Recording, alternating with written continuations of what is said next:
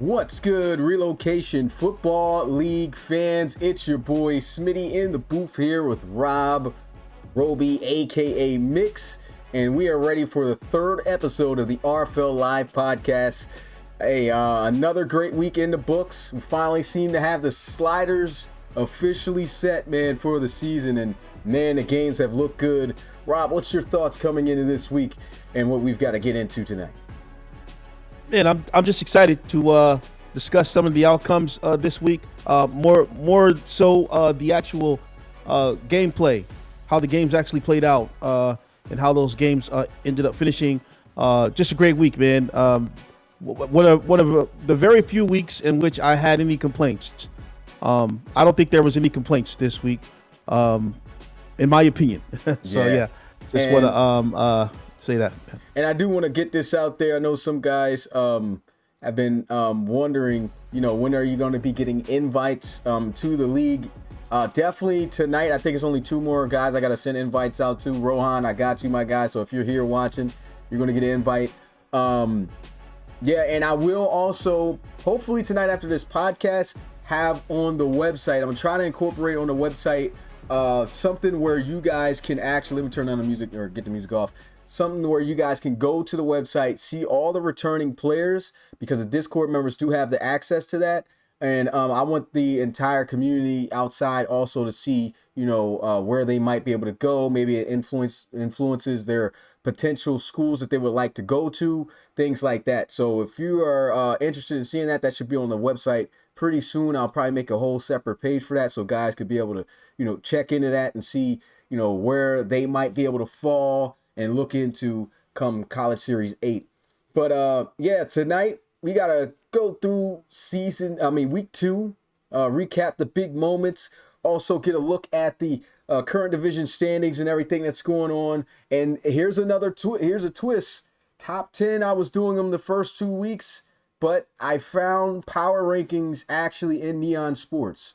And so now we'll be looking at Neon Sports and their power rankings. And apparently, which kind of sucks, it goes off of record first. So if you're a team that hasn't won a game yet, or you're not 2-0, just know you won't be at the top.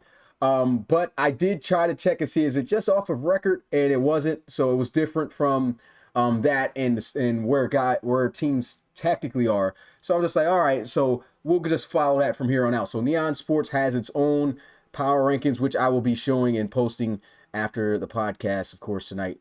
But with that being said, let's go ahead and show Neon Sports, because I really want guys to hop on this app. There is so much information that you can gain from the league from this app, down to every last detail. So let's go and let's see if I could get the Neon Sports up. So here's how the website looks. It looks kind of small to y'all. I know you're looking at it, but I really wanted to show the entire screen that way. Actually, Rob, I think I should probably full screen this and just have us off the camera for this, just so they can have a better viewpoint of everything. Okay. So we'll be off of the camera, guys, as this is getting shown. But I really wanted to show you guys just everything you get from this website. So we'll probably have a little top showing. Let's see, boom, we'll go that. And okay, let's stretch that out, boom, put that at the top, and then it looks like we're just gonna have to stretch this as well. It shows everything else that's up top. We don't need to see that, so I'll just bring this up a little bit. Go ahead, put this over top of everything, and there we are. So what you're getting to look at is, maybe I could stretch it a little bit. Let me see. So you guys can at least see that. There you go. You guys can at least see at the top what you can type in to view this. I mean, if you type in neonsports.com/league/RFL16, I might be looking to change that. 16 is because that's the year in which we started. 2016 is when the RFL got going. But I might actually, change that to something where it says like season 9 or something. So that might be coming very soon. So type in this website, make sure you got this in. If that does happen, I'll make sure to put an announcement out there for you guys. But as we look at this website, you can see this is our banner. Are you guys able to see my mouse on it? I think you guys can see my mouse. So yeah, I can see it on the stream projected. So you get to see the banners. Here's all the games for the week. As you can see, I'm even able to put the spreads in here, guys. You guys, look at this. We even got some news that some coaches have been dropping. I recommend coaches, if you're looking to try to drop some news and information about your team, this is where to do it. You can see right here, I'm going to play the bell early. First bell goes to Tor for spelling looking with 3 O's. All right, so that's that's the first bell of the night. But he's got a few news post headlines in here. Actually, was that 3? Yeah, he's got about 3 news post headlines. Or is that yours, Rob, for Sentinels and Cougars? Did you make that post, the showdown, RFL showdown? No, I didn't do that. That was his. Oh, okay, so 3 posts in here from Tor. We got 1 from Coach Davis. I know, guys, he's not always talking within the server, but he is an active dude, trust me. And you guys can go ahead and read it at. I just want to show everything about this website. Let's go ahead and just click into that so you guys can see what type of information. So you can see even his account is his Discord. Boom. You can read everything about what he has with that matchup. Unfortunately, it didn't go his way, which we'll get into, but you can read all of this and you can get this on the phone. I recommend you guys to download the Neon Sports app. So it's just right there on your phone to be able to access everything about the RFL. Pretty much it's like an RFL app. So shout out to Neon Sports, man, for making this a thing. But I'm going to go ahead and go back. You guys get a look at the playoff race early already. I don't know why this is even up, but hey, they got it. Here's the standings for each division. We'll, of course, be going over those. The passing leaders you can see here, rushing leaders. You got the defense, everything. And even on the side here, rules, which we could throw in here, but pretty much the RFL has its own rules in the Discord. You'll find the rules there if you're a part of it. Here's the news stuff so that I can get to the news, teams. This is pretty much a show off what Neon Sports can do deal. So first, though, let's go into the games this week. There's a schedule. And let's change this to week 2 for a recap. And the good thing about this is that even if games get played, there were no game sims so far heading into week 3 yet. But this will keep everything to where we last saved it at. So it should have the current up-to-date without exposing any scores. So these were the final scores from, hold up. See, this Explorers game is not. Hey, Rob, can you do me a favor real fast? Can you check and make sure there isn't any game that got streamed this week? Wait, what do you mean? You mean check the 3? game? Yeah, because I'm about to update Neon Sports right now just so we can get that score here because we do have to recap this game. Okay, I got to load into the PS5. Okay. I wasn't loaded in, but I can hold on 1 second.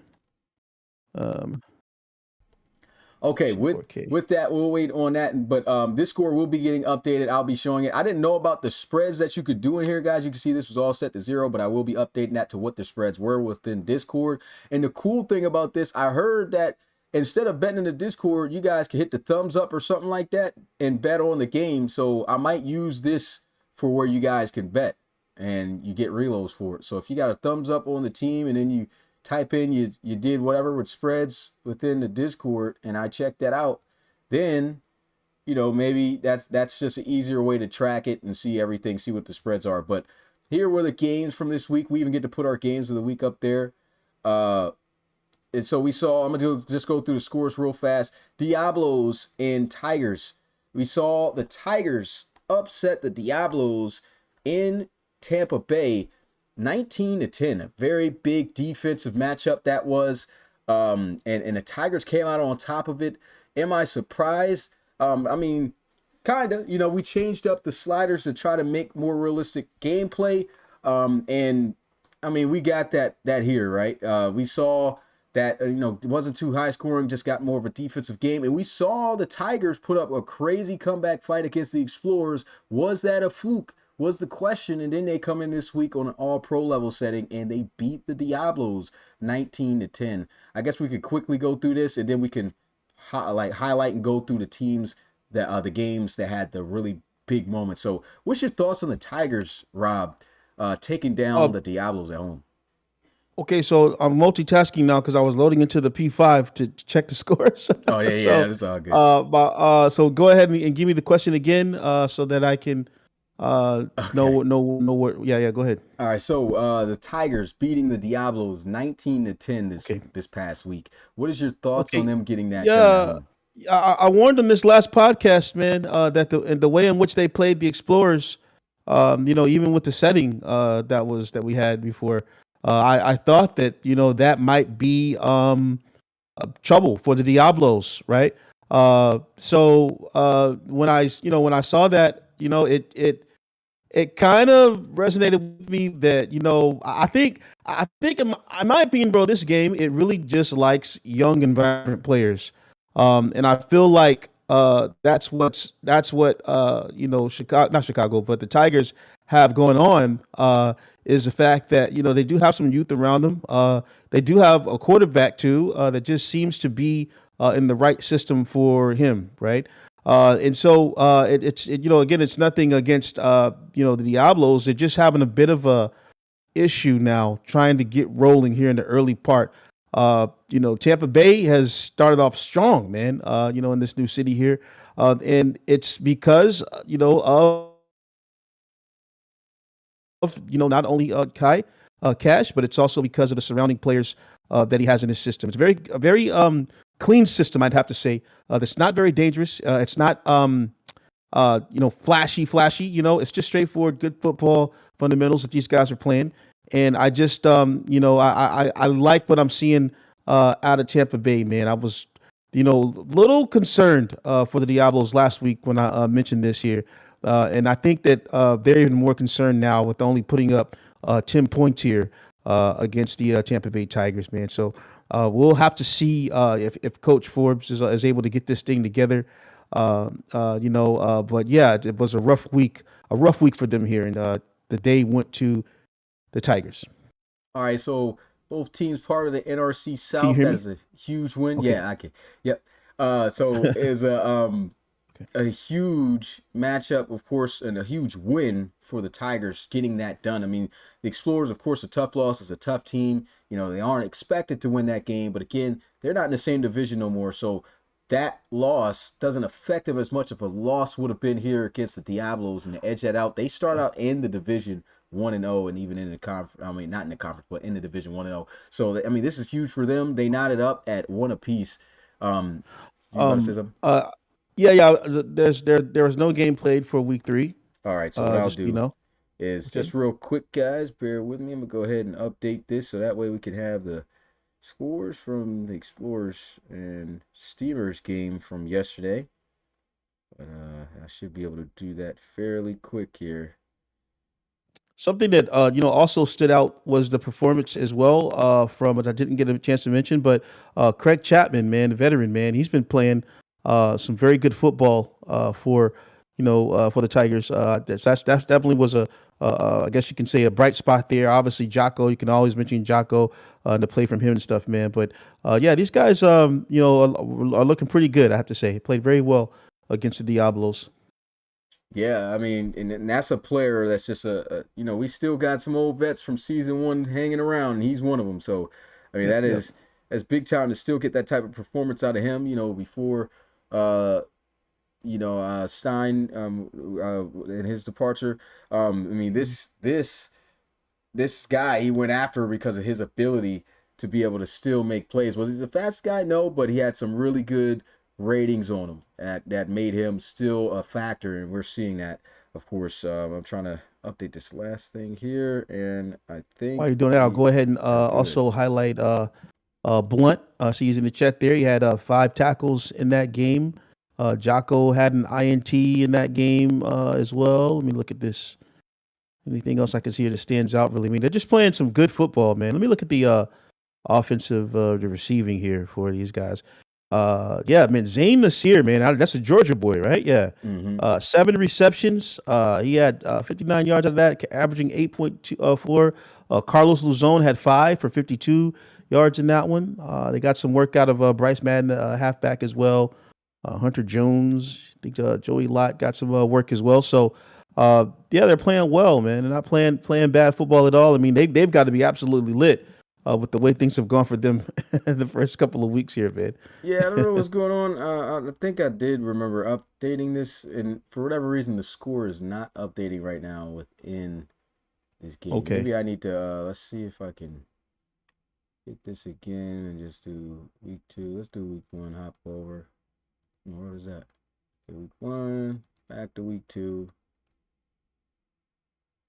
Yeah, I don't know what's going on. That's not updating. But yeah, Okay. so 1920 with the Tigers and Diablos. Big win for the Huskies. They were able to absolutely obliterate the Pioneers 38-7. Kind of was expected with the way they, played against the Diablos. A close game, honestly, one that they were in the driver's seat to win and just folded towards the end, losing by 10, 24-34. But a big win right there for Calvin Poole, getting his first win of the season. Then we had your game, in which we'll dive into. Again, I'm just go through all the games real quick and we'll hit into those key games. But this was a great game. Came down to the wire, won in overtime for Coach Tor and the Sentinels. Just an overall great close competitive matchup. We had the Hogs versus the Monarchs. Another close competitive matchup, 28-21. Ronnie Shanahan remains undefeated in his rookie season debut. Who's going to handle his first loss? We will find out as the season progresses, but looking good so far. We had the Snowhawks copping up their first win, and boy, was it a tough one to grab, but they got it done at home in Portland, able to beat their division rivals in San Jose, and so they are 1-1 in the division. Then we had the Gunners starting out 0-2 after another tough loss. The Bulls were in the driver's seat for the most part throughout this game. And they just controlled it all the way. David Jones having a breakout game. Really didn't get to see too much of him last week. Of course, the week opener was the Battle of London rivalry between the Bulldogs and the Black Knights. And boy, that first half did not disappoint. It was all tied up at 17. Second half, 17 more points though put up by the Bulldogs, and they just showed why they won a championship, or just coming off a championship last season. Same game, just not in overtime. Similar score to Sentinels and Cougars game. The Miners and the Red Dragons, 23-20, as the Miners were able to get it done with a big division game there. We had a very defensive game here in Houston as the Voyagers were able to best the Dreadnoughts 10-0 with the second shutout of the season. The first shutout came before that, but not showing up here first on the recap, but they are the next game down here between the Aviators and Bisons. But before that, we have the Lumberjacks and the Celtic Tigers. Celtic Tigers starting out the season 0-2 as they could not get it done at home against the Louisville Lumberjacks. And Jordan Granger, the rookie from Baylor, the Heisman, as we call it, the Hunter Mackey Award winner, in CS5, gets it done. His first ever win, 24-17. And then the first shutout was actually this game right here. Kyle Bain and the Aviators looking really good, 40-0 over the Diablos. And we had the Elks with a huge shock, absolutely obliterating the Crusaders after the Crusaders got themselves a blowout win over the Snowhawks in week 1. And they just got the justice right back to themselves. I think the NRC West is still going to be the division to look out for when it comes to competitiveness. Then we have the Armadillos and the Shamrocks. A great game. Roland Woods, 2-0, coaching his brand new squad there in Austin as the Dillos best the Shamrocks 27-23. The Barons, man, call the cops when you see Q-Pac. What he said? Call the cops when you see Q-Pac. Yeah, so it got real, man. And I'll go ahead and play the bell for my boy Lito right now, man, because I had to call the cops real quick. Hey, it was so bad, man. That boy Lito was shaving points and stuff off of Q, man. He was like, "Oh, he only got me 2 times, but he got 4 touchdowns." Like, what's going on with this guy, man? Boy, it's getting kind of crazy out there, Lito. Man. It got bad. We gonna get more into it though. New York Sharky. And then the last game right here at the bottom, they have to recap the Desperados, Marquise Washington and Tavion Hall. You talked about this duo possibly being the same type of makeup that made the Dallas Desperados a playoff team, regardless of how the roster looked before, but even better with this combination as they best the Thunderbirds in Atlanta 16-10 in a low-scoring game. So that is the recaps of the final scores of the games. But let's go ahead and dive into some key games here this weekend. And it looks like it really isn't too much to talk about with the Huskies. I'll do a little quick recap, really too much. A key player that you can highlight for the Huskies, Leonidas, rushing for over 100-plus yards.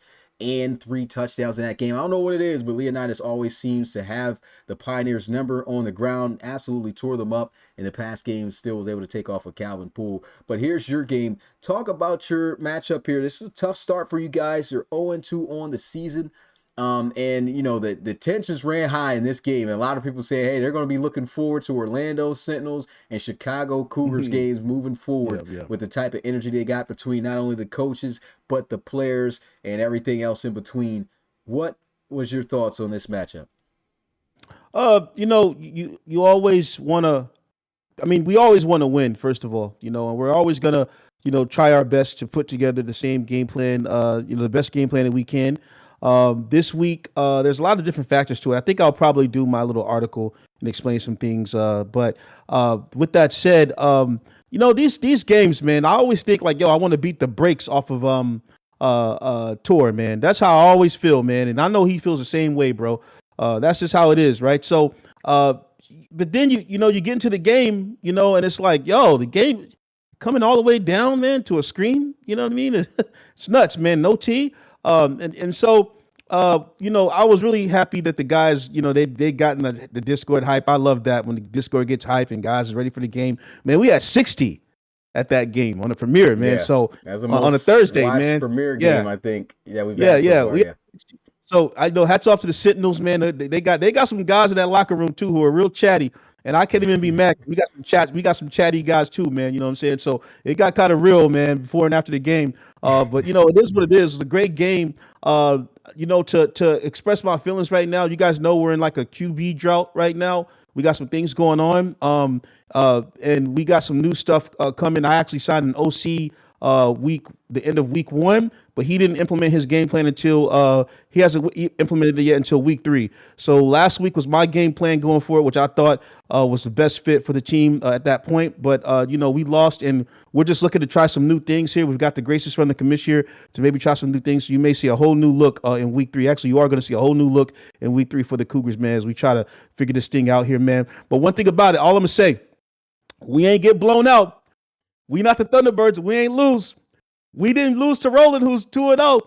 And what else? Well, there's something else that was crazy too, man. Oh, no, who lost? Thunderbirds ain't losing over Roland. No. Didn't Thunderbirds lost to somebody this week, didn't they? Yeah, Desperados. Yeah, Desperados. So look, there's a lot worse things than losing to the Sentinels in overtime by 3. That's all I'm gonna say, man. We've only lost by 6 total points. So you can say whatever you want to say. Cougars trash, Cougars this. You can say whatever you want to say. Cougars trash, Cougars this. But there's a lot worse losses than losing by 3 to the Sentinels in overtime. So I'm not even tripping, man. You know what I'm saying? Guys can say what they want to say. They can joke. I like it. Yo, when we lose, we lose. It is what it is. It's nothing I can say, right? But what I'm gonna say is this though, bro. At least give us the respect, yo. At least understand that, yo, teams are not just beating us up. Our defense is looking pretty good. You see, we got a little bit of a quarterback situation we're trying to figure out. You know what I'm saying? It's not all ugly. You know what I'm saying? But guys is out here. Like, I saw my boy JJ. He was like, yo, we came in your trap, and we took your trap. And I'm like, dad, you would have thought we lost 44-0. You know what I'm saying? You would have thought we just got all the way mobbed out here, man. You know what I'm saying? Yo, shout out to the Sentinels, man. Yo, I'm just kind of happy the tour has some guys now that's kind of chatty. That's kind of cool to be able to have some guys that go back and forth with everything. You know, it could be some of those guys, you know what I'm saying? But, yo, it's all good, man. You know, shout out to them. That's all I can say, bro. We got some things we're trying to figure out. I'm trying to figure it all out. So you will see some more news on the Cougars coming up soon. And shout out to Josh, man. He's been working hard behind the scenes, and I'm excited to see what he can do here. Yeah, and I believe that's Josh right there in the chat. It's Yankee Gaming. So that's the OC right there for Chicago coming in. See another matchup here. How about let's talk about Ronnie Shanahan, man. The fact that he is 2-0. You know, his first dub was against you guys. Again, you said a very close game. You've only lost 2 games by those 3 points. But Ronnie Shanahan wins that and then has a game-winning drive against the Monarchs, who won in their opening week. He's 2-0. He plays you guys this week. We'll dive into that. So we'll see how the rematch goes. But what about Ronnie Shanahan, man? Are you impressed with how he's been playing? Is he really that guy, you think, moving forward for this franchise? Yeah, you know, Smitty, you know how I am, man. I've been waiting for this moment where like the new school guys could get in, and I respect. Don't get me wrong, I respect the OGs, I respect the legends, the players who came before. I respect the history of the RFL, man. It's never going to be anything like season 1 through 6, 7. You know what I'm saying? But now, what we're seeing now is seeing a changing of the guard. And you just have to respect what Shanahan did in college and respect that he's now here in the RFL and he's building his career. You know what I'm saying? Just like all the rest of the guys had to build their career. So I respect it, man. The win over the Monarchs is a big win for the Hogs. The start for them, starting off 2-0.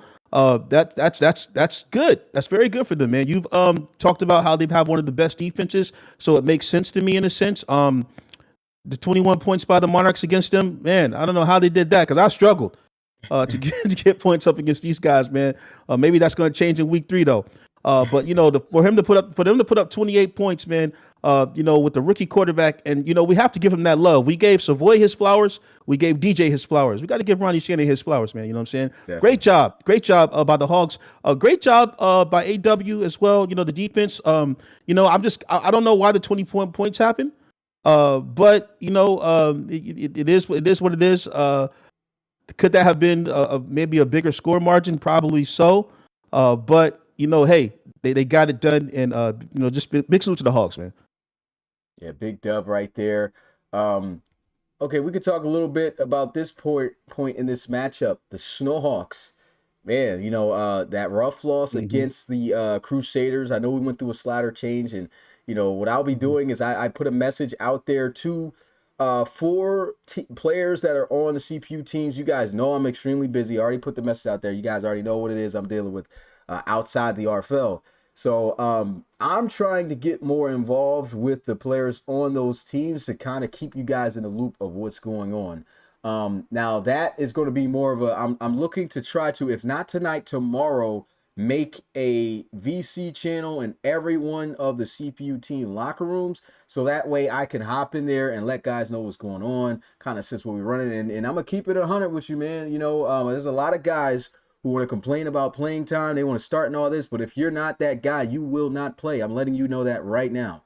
So, and guys will be like, oh man, if I had a coach, I'll tell you this too. If you had a coach and they force you to play and it does not turn out well, then their job is on the line. We've seen that happen. And we've had some guys get let go because of that. So don't think that, oh man, I should be getting some playing time just because you're a user. It's not going to happen if you're not putting in the work. You got to do your time just like everyone else did. If you're not the best option to have the team win, it's just like how you feel in real life football, man. I've been there before where you feel like you should be on the field, the team's losing or whatever it is, and you like, yo, if I was out there, yeah, like, what does that say? Oh, he got that. You gonna say no with this face? yeah. Nah. No. Hit him with that nah. But yeah, it's just like how it is in real football, man. I remember when I was a freshman in high school, I didn't play no football until I went to high school. And I felt like I was pretty decent. I'm seeing the team lose. I'm like, yo, what's going on? How we losing games? And they talk about keeping this guy in. He trash, at least in my opinion, at least what I think, because we ain't winning games.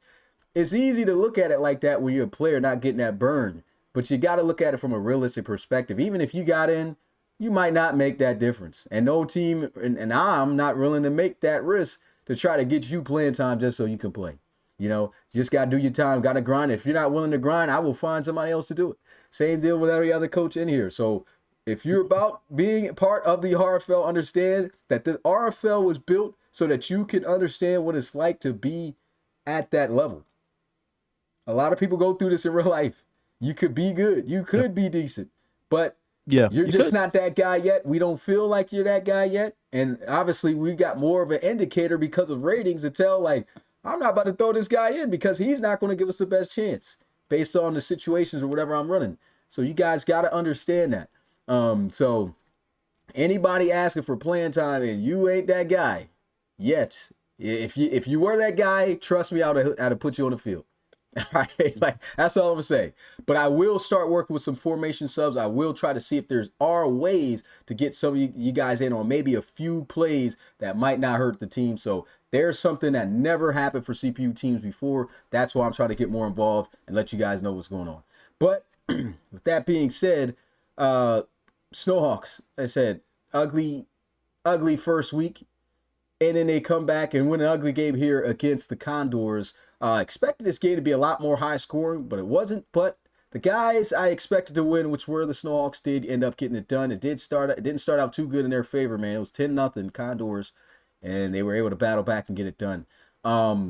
What's your thoughts on the Snowhawks just mustering up a total of 26 points in 2 weeks and are 1-1? And these are both division games, by the way. Yeah, you hate to lose a division game at all, and at the same time, I am a little shocked by the Snowhawks play. I actually thought that this team would be better. Now, let me ask you real quick.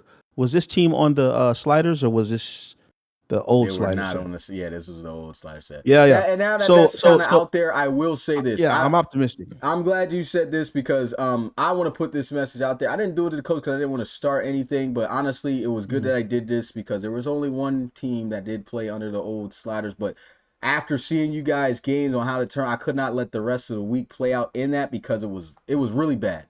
It was really bad the way it was looking. So just going through this right now, I'll let you guys know this game. 10-19.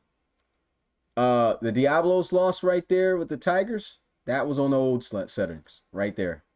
Just letting you guys know that right there. Yeah. This game was on the old settings.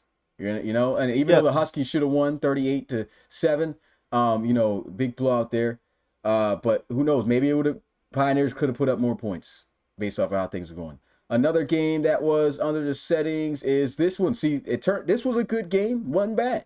28-21 Monarchs. That was on the old settings. This game that we're talking about, 16-13, was on the old settings, which is the Condors and Snowhawks. This game was another good game. The Pools and the Gunners. That was the Dreadnoughts and Voyagers. That was on there. It was really this game and another one that I seen. I was just like, man, look, I just could not let the rest of the games really play out in that fashion because it was going to look crazy. At least the teams that were expected to win did, other than the Diablos, but at least the game was close. So I knew that if the rest of the games played out like this without that setting change, it would have been probably really bad coming into this week. So I was just like, you know what? None of these games did not make sense. Going into what was left to play going into week 3, so I said let me go ahead and change that. And so and this was the one L that I would have to say that really came from it that I just did not like here, man. And that was two of them actually, the Elks and the Crusaders game. I don't think the Elks would have won this at all. I can't really say that, but there's no way, in my opinion, they're beating the Crusaders 37-9 with how they looked before. So this was one game that just took an L on the sliders that we had before we had to change them. And the two other games, Desperados and the Thunderbirds. That's a tough one, but am I shocked that the Desperados beat the Thunderbirds? The reason why not is because the game still played out good, and Marquise Washington found ways to extend the plays to win. So that wasn't too bad. I wasn't too bad with that outcome. This right here, man, I'm not shocked the Barons won, but by the amount, 35 points over the Marshals, this is pretty much what I was going to talk to, some of the teams about, just letting you guys know. But then after the changes were made, this is every game that happened after the changes were made, man. So we already know what happened between the Explorers and the Steamers. Perfect game, 17-20. Sentinels, Cougars, perfect game, 23-20. Okay, I said those were sim. And then the Black Knights and Bulldogs. This was the game that let me know that when I made that change at the time, that these were good. And I just kept them for the rest of the week. And that was when the Bulldogs beat the Black Knights 34-17. And Gino still looked like himself. They kept it competitive as much as they could, and then the Bulldogs just separated. So I was like, hey, you know what? Let's keep these sliders right here. I don't want to change anything up too much. And look at this. So what came after that? 20-23, 24-17. Lumberjacks beating the Celtic Tigers. This even happened. I mean, you can get shutouts, you can get blowouts. 40-0, 40-0, man. Yeah. That came from the new sliders, but I know exactly what happened that caused the Bisons to have that outing, and that was more so of testing a playbook one more time, and that completely solidified Yeah, that. Yeah, we're you moving told on. us you was in that MIA, won't you? Was that what it Yeah, was? I had the Miami offense, Yeah, man, it and was MIA, it man. told me it was pretty bad. And I was Yeah, just like, you know what? Let me see what happens if I keep him in it one more week. And yeah, yeah, they called a yeah, 40 clip, and it was yeah, bad. man. It's crazy. Yeah, I'm gonna play the bell, man. That Hey, I was remember massacre. this is kind of a little joke, man, but I remember one time, man, we were trying to figure out an offense for Geno, man, back in the day, and This somebody in the game locker too, room by the way, suggested guys. But yeah, Miami, man, and man, I put Miami on an offline foul, man, and boy, we got smacked, man. We got smacked. It's like Miami, 60 something. Miami wasn't too bad back then, Yeah. but now with all Mm-hmm. these motions of play, that's the reason why Torres was taking those shots off play actions down the field. Is just that's what the book is built to do, and that killed him. I didn't know they were Wait, going to to. take sacks? No, I mean, based off I'm the just book joking, and the man. concepts, Yeah, that's what kind of yeah, yeah, caused yeah, it, yeah. and he was trying to Mm-hmm. that's completely showed that that's Yeah. not the book for him. I wouldn't recommend no team to use Miami. Some books I'm learning, man. Some books they require better players because it feels like the concepts are they take too long and they're too complicated. And then Yeah, maybe there's certain your players. Yep. receivers, yeah, receivers are just not that good. So your QB is just waiting on them to finally finish that route, man. And boy, for that, you get a sack, man. It's nuts. Yeah. So Yeah. and guys know that this is history, man. Usually, uh, during the first 4 weeks of the season, I'm working on sliders. I'm trying to get it right. Right now, it looks like we got the perfect slider set. So I've kept that right there, but I had to make a change before things got ugly for the rest of the week. I do give apologies out to any coach that feels like, but honestly, the only team, again, that I feel like that really suffered from the change and lost unexpectedly was the Crusaders to the Elks. Um, I still think I did choose the Marshals to win, but I don't think that the Barons couldn't not beat the Marshals. I just don't believe, and I know that it wouldn't have been this bad. That's the only thing. So that's the two teams right there that I felt were most affected by the old slider set that wasn't changed. And everything else made sense. So I was okay with that. Okay, so Yeah, as moving far as forward. that Snowhawks and Condors game, just real quick, it really just wasn't a clean game. With both of them having 200 yards passing or whatever, just one touchdown and everything. So it will be interesting to see going forward how well they will respond. I know Curry went out in that game. I remember guys went crazy when Pecan came in the game and everything. Had a few receptions, five or so. So it'll be interesting to see. I'm not sure, is he still injured for this week, or did he get cleaned up? Who you said Um, Curry? Curry, yeah, Curry. Didn't Uh, he I got injured in think that he's game in good Pecan? though. He's good now. Okay, I didn't yeah, see yeah. anything on him. He did. I Okay, think he just got knocked out for the game, which is great for them. okay, But yeah, shout out to Pecan. Yeah, that's something I yeah, yeah. forgot to mention, man. Shout out to Pecan. He Mm-hmm. stepped in, made some great plays, and really showed Yeah. exactly what he used to do in college Mm-hmm. football, man. Like he wasn't the best receiver in college football, but he was definitely that guy. Yeah. If you put him on a route and he had to make a play, he made it at the right Mm-hmm. times, and he was doing that. Ray went crazy in that game too. Josh for the Snowhawks was doing pretty good. It was a defensive battle back and forth, man. But obviously, we got to see what these guys are going to look like, on the new slides and everything. Mm-hmm. All right, this game right here, Black Knights and Bulldogs. What's your thoughts Mm-hmm. on how Gino played within this game, man? I Yeah. thought he did a great job. He kept him in it, and for a second, guys were like, oh, snap, man, 17. Mm-hmm. Then the Bulldogs did their thing, man, and picked him Yeah. off twice. It got bad for him towards the second half, but do you think Gino Gannon, from what you've seen already in these two games, can he lead the Black Knights to a playoffs?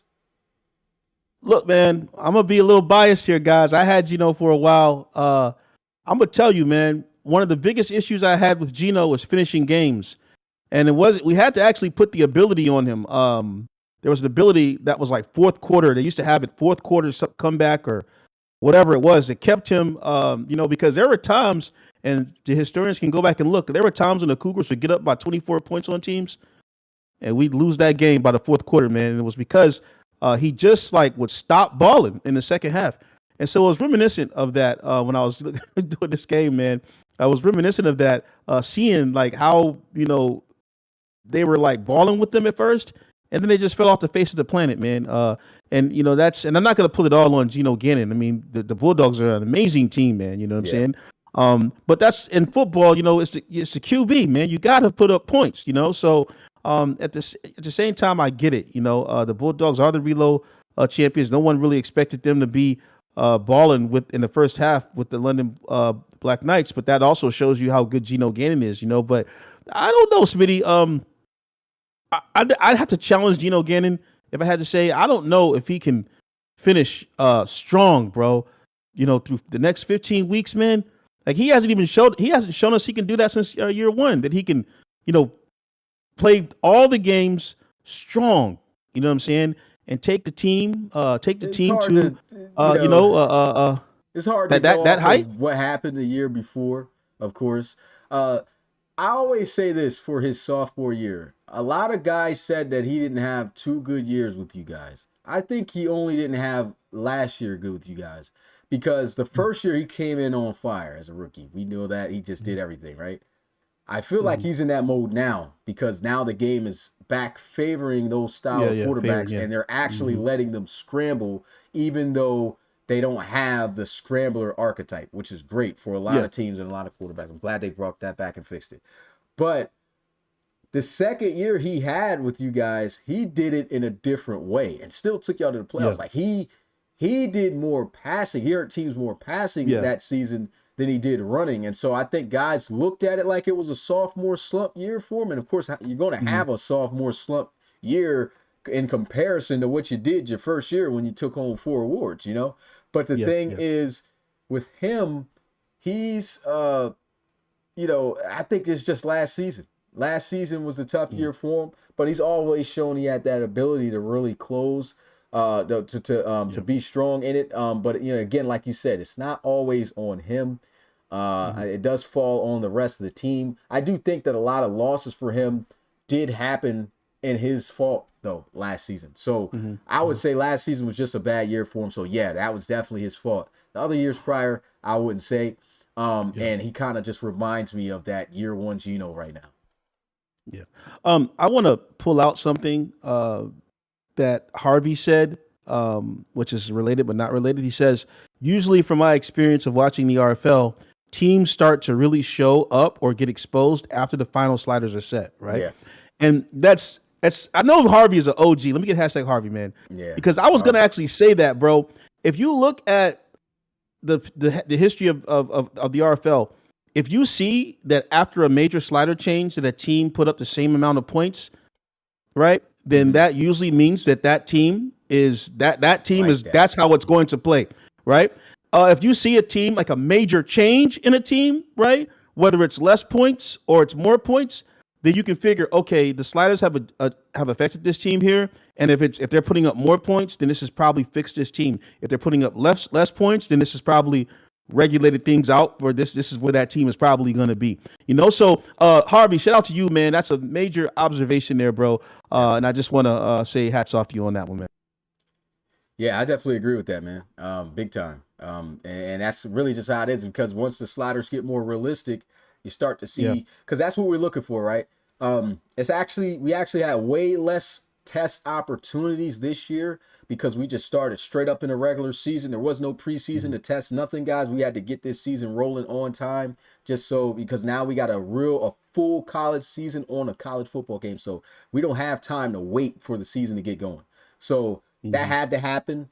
And with that happening, we were able to, just do the best we can. Like I said, even I need to get more, and that's one of the main reasons why I wanted to get more involved with the CPU players, is because, a lot of teams I just really could not run any tests for, and what I did is good thing is I ran tests for them last year when we were supposed to start season 9 in like 2024, the beginning of it.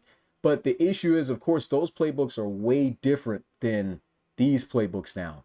Even though they're running technically the same thing, that's kind of what happened with the Bisons. I had them with Miami, and I think they went 3-0 in the preseason, but again, it's the preseason. But yeah, it looked different in that game in comparison here, but I had to start off with something for whoever I could test for. Yeah. I ran at least one game with every team, but not every team got that same love. Of course, you got to work on the powerhouse teams first to make sure they're straight, because you don't want the powerhouse teams falling and messing them up. So I got to make sure the good teams that are CPU teams are right first, and then get into that. So I mean, that's just how it goes, man. If I have to pick a squad, those are the teams you got to do. Actually, I think we'd be pretty happy if the powerhouse teams just fell off. Oh, nah, of course you guys would. Because now, even if I got the lower end teams right, and they'll be at the same level as those powerhouse teams. So, yeah, I have to make sure that those powerhouse teams are straight first when it comes to testing with my time. So that way, it doesn't shake up the league too much crazy in that department. But, yeah, that's kind of where I'm at, and I really want to start talking with players. Another thing I want to talk about with players too, so you guys know, this does not mean you guys will be picking playbooks, guys. You guys are not coaches. I'm just let you guys know that right now. We can sit there and discuss on things, but if dudes coming in and talking like, "Hey, man, we running this book, man. We gotta do the team said we want to do this. This ain't college football no more, right? I'm gonna keep it 100 with you. So we not doing that. But I will listen to things out if it makes sense. And I haven't really been able to do too much with your team at that point. Let's give it a shot. You know what I mean? That's what we'll do. And so I'm more willing to work with the CPU players now this year, and hopefully moving forward. Until we get coaches to fill this whole thing up. So, yeah, we'll do that. But don't expect just because the whole squad like, hey man, we want to try this. Because then when you try that and it don't work, and I was like, oh man, I got this team losing because I want to go listen to some players.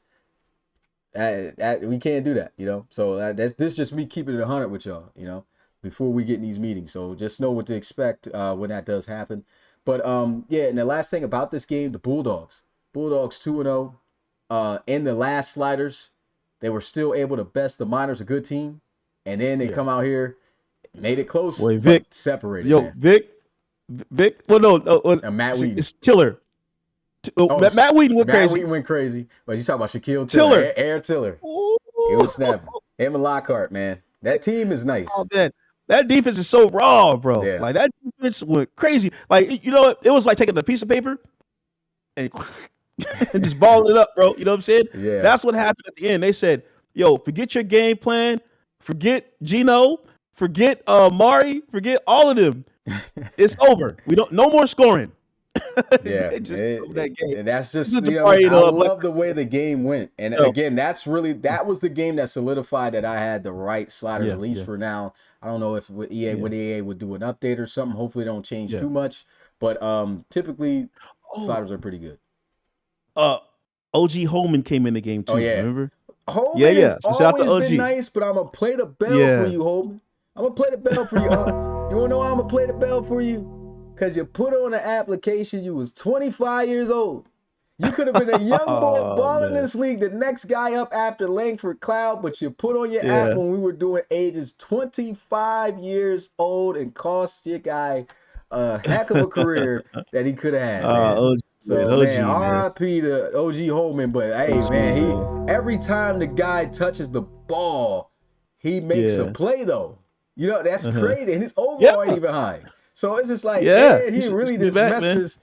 Man, he messed this guy up with that one, man. That's all I'm saying. I know you need to move on, but real quick, Snowhawks only have 2 injuries. Pecan Curry is not one of them. Alex Gonzalez, the right outside linebacker, is out for 27 weeks. That must have been out for the season already.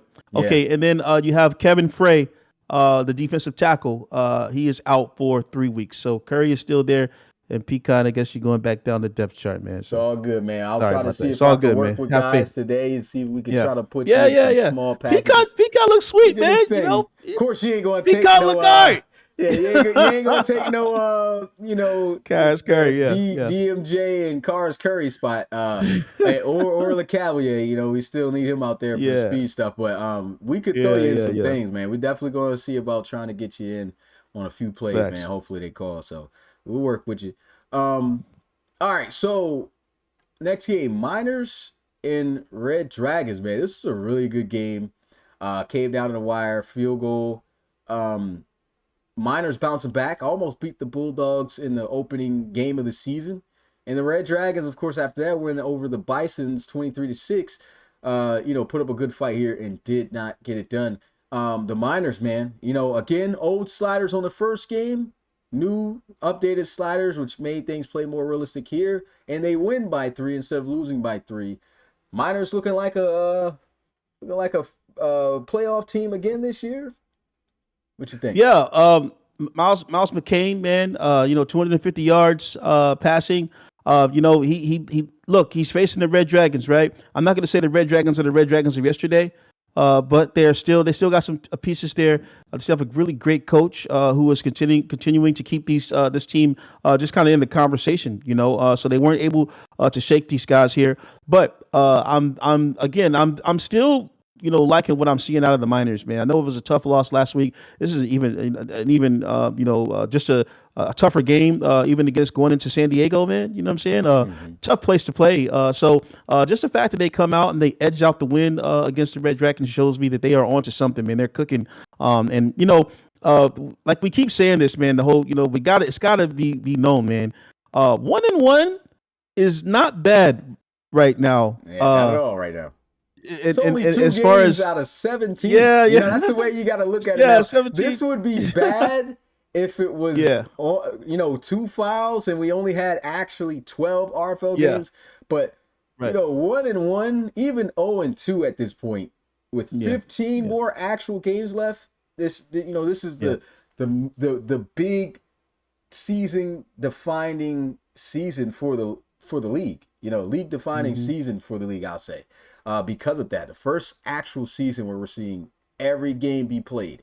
And, I wouldn't say, some teams, you want to pick it up 0-2, but it's definitely not the end of the world. That's all I can say. Yeah.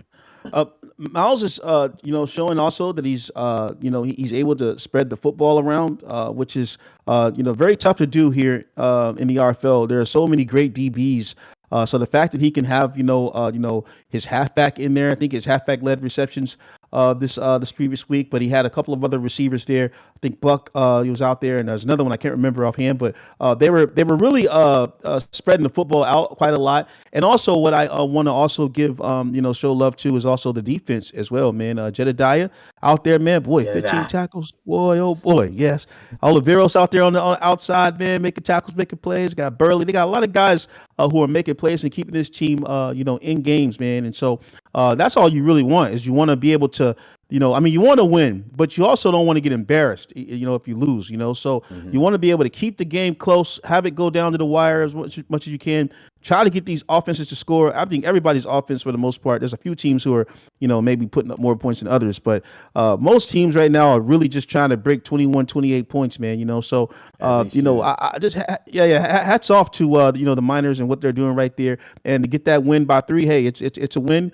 They're 1-1, man. And speaking of 3, of course, we can't forget the man who had 3 sacks in that game. Probably going to win Defensive Player of the Week. Probably did. We could check that on Neon Sports after we go through this. Killian Bain, 3 sacks. That's what's all. I didn't even mention Bain, man. What's going on with you, Mix? Shout out to Bain. But, salute to Bain, man. Yeah, another game to get into. Oh, wait. Hold on. Before we go, wait. Before we go forward, bro, when he shut that game down, coming off the edge, did you see that power move that he made at the end of the game, bro? It was like a strip fumble at the very end of that game, bro. When he came and he shut that thing down, bro. Did you see how he, boom, came off the edge there, got around, whoever, the lineman, whoever that was, the big ugly in the way, bro, then got around and, that was perfect, bro. It was just perfect for such a young player and what the kind of production that they're getting out of, that young player right there, man, is absolutely phenomenal, man. So shout out to that defense over there. Shout out to Dunn and whoever else is having a hand in the way that guy is playing, man. That guy is looking like he's looking like the Rattays, man. You know what I'm saying? All those guys, like he is. He's looking like those guys, man. He's more of a if you're going to try to compare him to some RFL legends from back then, kind of deal. Maybe like a Charles Raymond. A guy who I like Raymond. He's not a linebacker. He's an edge rusher. And he does a great job at that. and he's Yeah. pretty good when he has to be in coverage, but that's just not his strong suit. But man, coming off that edge, he reminds me, if you had to, of a Charles Raymond. In this game, I can't really go too much into Dreadnoughts and Voyagers game. Like I said, that was played on a little bit of the older settings.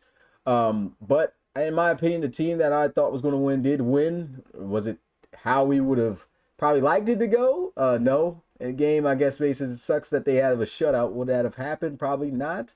But the Voyagers get it done 10-0 in this coach game.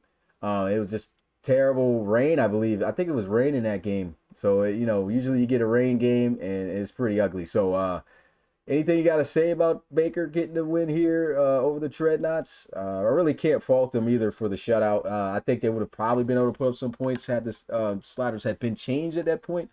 But, yeah. Yeah, it's hard to say because I know what the Voyagers are capable of, right? I know they're one of the most highest scoring teams in the RFL. So it's just when you see that, you think I get it, the rain and everything. You're like, oh, but it happened to me too in week 1 versus the Hogs. So I get it, man. That rain can sometimes just be detrimental to a team. And so I'm just gonna say this. Dreadnoughts, hold your head. It's not the end of the world. Voyagers, if I know Baker, he's like, what? 10 points, you know what I'm saying? What? So I can't even really say much on this or even judge this game whatsoever. I'm going to chalk this up to sliders. I'm going to chalk this up to rain, and looking forward to week 3 to see how both of these teams are going to transform with the slider change. All right, and then Jordan Granger getting his first win over the Celtic Tigers. This is his first RFL career win, and it was a good battle. That's another rain game that took place. Celtic Tigers, man, struggling, 0-2, but Jordan Granger, he looked really good in that game. That's all I could say. And I think we're going to have a much better year than the rookie year we saw from D'Amico Brewer, because D'Amico Brewer's rookie season, I'm sorry to say it, I'm a belly for it, even though it was last season, but that season was awful. But this year, it looks like he's going to have a great season, man. Ran in there for a touchdown, was doing his thing. And JG, man, 1-1 with the Lumberjacks right now. What's your thoughts on that? Yeah, look, guys, I simmed against this Jordan Granger guy, man. I keep saying it, man. We had like 70, 90, whatever it was, man. I think it was like 70 by the time we advanced to week 3 in the preseason. But I thought that Jordan Granger looked pretty good. Y'all have seen how my defense has been playing, and he was playing really, really tight against my defense, man. Now, I'm not saying we got the best defense in the league and everything, but y'all know we come after teams in the D, man. And anyway, but look, let's go ahead and give you a bell. Yeah, I did. You ain't even got to request it. I'm getting old. I know I'm getting old because I've been slipping a lot lately, man. It's all good. I got to get back in the VC with these guys, man, so I can get sharper, man. Anyway, so look, man, Jordan Granger, and Cam Mace podcast. You just had one of those moments right now. Had one of those moments, man. But look, Jordan Granger, though, man. Look, this guy, I think is going to be straight, guys. I think he's going to be good for this team. And honestly, you just got to embrace the fact that it's the young generation. You guys are all young guys for the most part here. You got to realize that this guy is in an opportune position, man. He started his storyline here, and this is a big win. I mean, going into Dublin, you know what I'm saying, against Jones, good. You know what I'm saying, and getting it done 24-17. Like, guys, we're talking about Dublin. This is, you know what I'm saying? This is a great team. This is another key point to bring up. Yeah. And I might be able, even though I still feel like, Lumberjacks, I talked them up this, coming into this season. I'm still, look, I'm gonna stand on my word. I don't care if I get roasted for it at the end of the season by Q and CP. It is what it is. But guess what? After that dub, I'm feeling pretty good though, man. And the reason I'm feeling pretty good is because they got that victory with 3 key players injured. They lost their 97 overall linebacker / edge rusher in Tim Pennington. They lost their 86 overall star weapon tight end in Hobbs. And they lost a lineman who was a 77, but still one of their better linemen and they were able to beat the Celtic Tigers without those players. I'm just saying, Lumberjacks ain't gonna be bad like that. They not trash. That's all I'm gonna say. Yeah. If they make the playoffs, I'm talking heavy. If they don't, you already know what to do. I'm gonna be in the VC if it comes up to it. CPQ, I'm waiting for you. Go ahead, roast away. But I'll be right there to take the heat. But yeah, so nothing really too much to say more about that game, but there's a lot to say about this Aviators and Bisons game. Again, I understand why the Bisons lost. I had to test to see if the book was actually the problem, and boy, it was. And I was thinking, Aviators not a bad team. Bad Aviators ain't really too good when you look at the numbers. They should have a problem against them, right? There should be no problem facing up against the St. Louis Aviators, bro. Oh, was I wrong? Kyle Bain had 4 tutties on these, 3 touchdown passes, 1 running, was going absolutely stupid on my guy Bill's debut commentary game, and what a game for him. But yeah, 40-0. I mean, what's your takeaways from that? And I will say this too. What is your thoughts on Kyle Bain? One thing that has stayed consistent, I do want to bring up this point too. One thing that has stayed consistent with season 9 in general. In the preseason, when Kyle Bain got traded, it was like, oh man, Marquise Washington going, Aviator's going to be trash, right? Other than Casey King. In the preseason, when he got to play, he was balling, just like now. Now we get on a new game. He finally gets to play for the team in the regular season, and he's 2-0 with the Aviators over the Celtic Tigers and the Bisons. Now, the Bisons, I'll have to say in their situation, is that the greatest team to beat? Probably not. Celtic Tigers, they're 0-2 right now as well. We know they're kind of on the decline right now, but still a good team. But his play in both of those games have been absolutely phenomenal. What is your thoughts on Kyle Bain and the Aviators, man? Hey, Smitty, I'm gonna let you finish. Man. Hold on, bro. First of all, man, this is a low budget Desperado situation. Low budget Desperados. Yeah, it's the same thing, but it's low budget, right? So I'll put it like this, man. Desperados, they are gonna be something like the Gucci store, right? And the Aviators, they're gonna be something like Marshalls. Right, so you can find you some gonna good find stuff in there. You can find some good stuff in there. You know what I'm saying? Everything gonna be lit. The second thing though, I love what Bain did, man. But bro, over 200 all-purpose yards for Kenny, right? Yeah. Receiving and also carrying, right? He was killing him, bro. So I compared it last week to the belt and the switch. You know what I'm saying? Bain, this time, Bain had the belt out and Kingston Kenny had the switch, right? He was just, wow. You know what I'm saying? Just the same thing as Keith and Hall over there, man. Bro, this is, look, when I was a kid, I was in 3rd grade or 4th grade, man. This is what this felt like watching. 1960? 1960, man. Back in 1960, guys.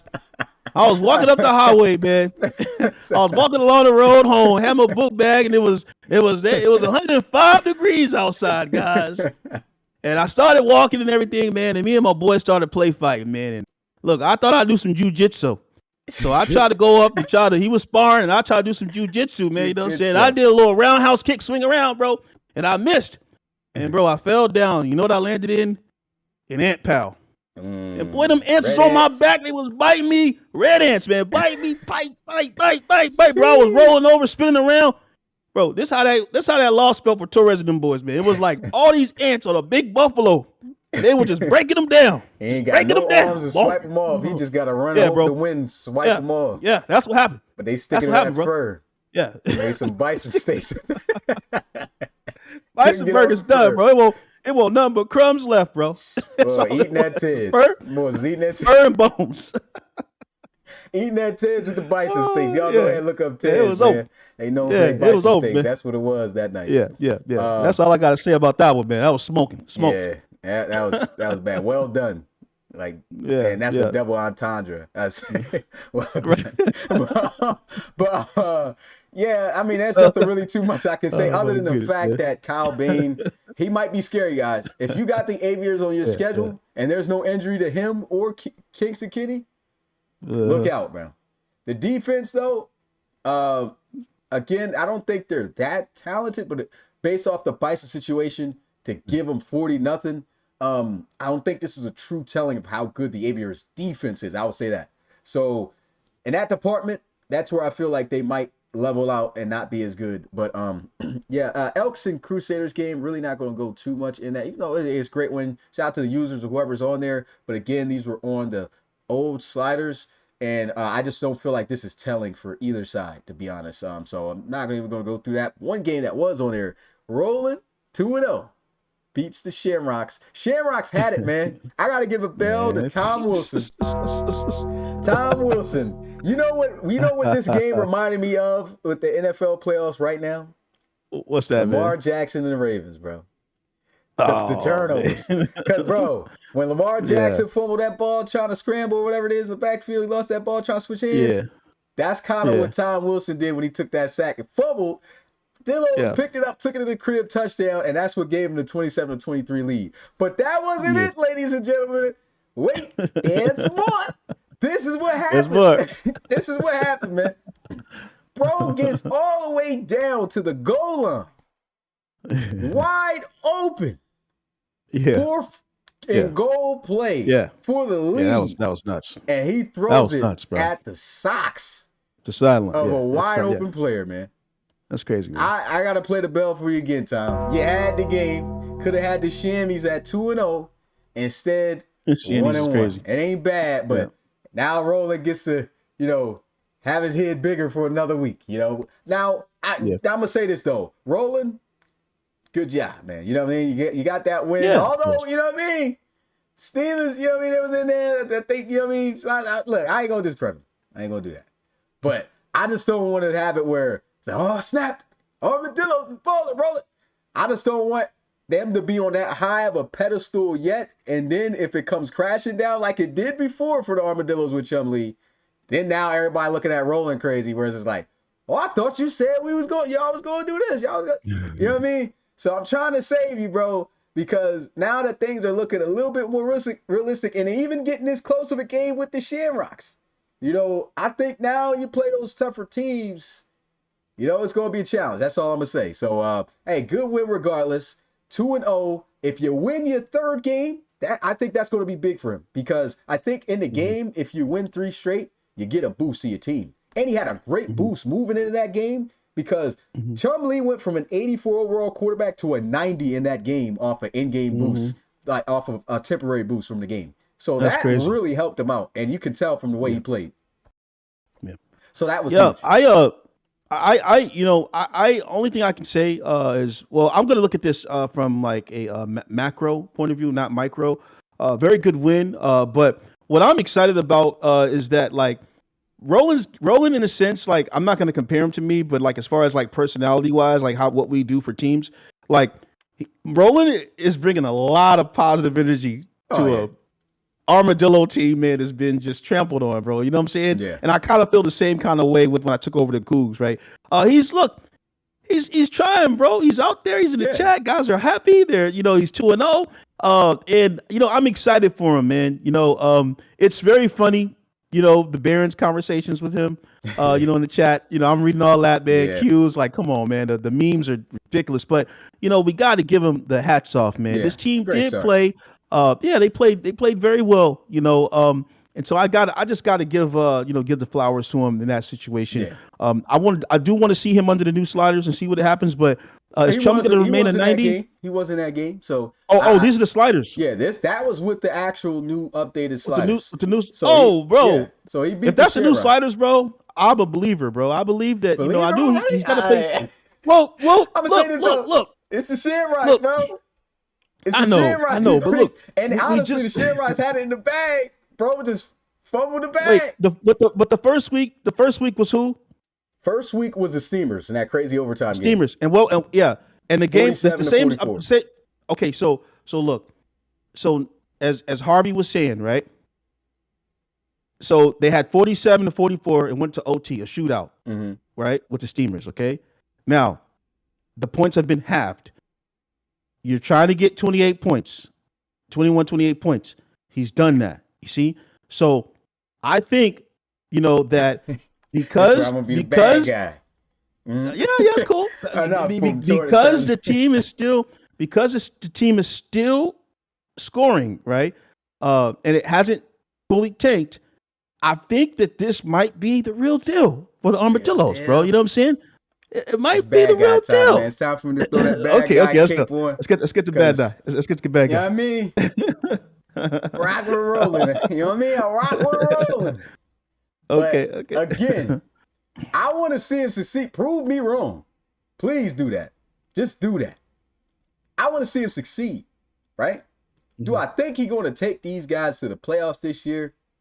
I'm going to say no. It's a great start.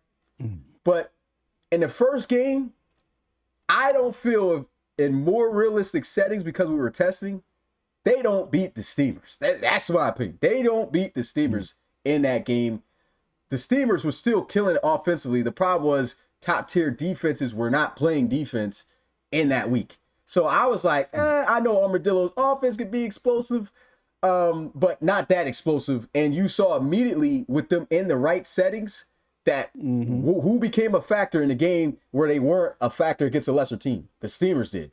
You saw Nashawn Richardson actually applying pressure like he should. You saw Diego Lizarraga applying a lot of pressure like he should. You saw even the Steamers hold the Explorers to 17 points with the receiving core that they got. C.J. Robinson couldn't even get 100 yards. So to me, looking at that, and Chumlee and the Armadillos were able to do that in that week, that's when I was like, I don't believe that. I don't think, they got the win. It is what it is. Everybody going to the Sliders. But I don't think that's really them. Then they come into this week.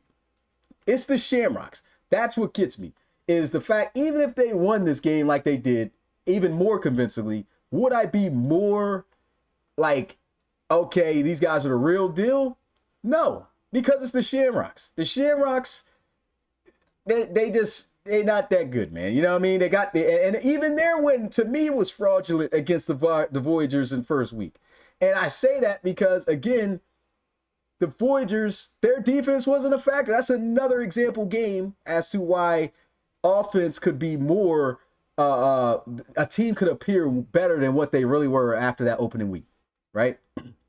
And so you get in this game, and he really was about to lose it. Now, I'm not going to say Roland did anything bad coaching-wise. I love everything the Armadillos in. I love the way that they played. But they literally only won that game because of Tom Wilson fumbling and missing an open receiver on crucial fourth down in the end zone. So, am I shocked that they won this game, though? No, because guess what? I actually picked them to win this week. You know what I mean? I actually picked, and you can check it in the thing. I picked the Armadillos to win this week. So this was a game I expected them to win, and so moving forward, honestly, I feel like this team should have been 1-1, and it's now Roland's job to prove to me that is not the case and he's a real deal. Pat, what you got going on here, bro? You posted up a lot of, you got to give the chat some space. Appreciate it, man, but my goodness. But only be rude, dude. Get the chat some space. Yeah, I ain't trying to be rude, dude. Yeah, space that out, my guy. But so just moving on from that game, still great job, Roland. Keep it up. I want you to succeed. I want you to take this team to the playoffs for the first time. But you got to make me a believer that you're that guy to get it done first season. We'll see. Because again, I feel personally, your Barons coaching career was not that good.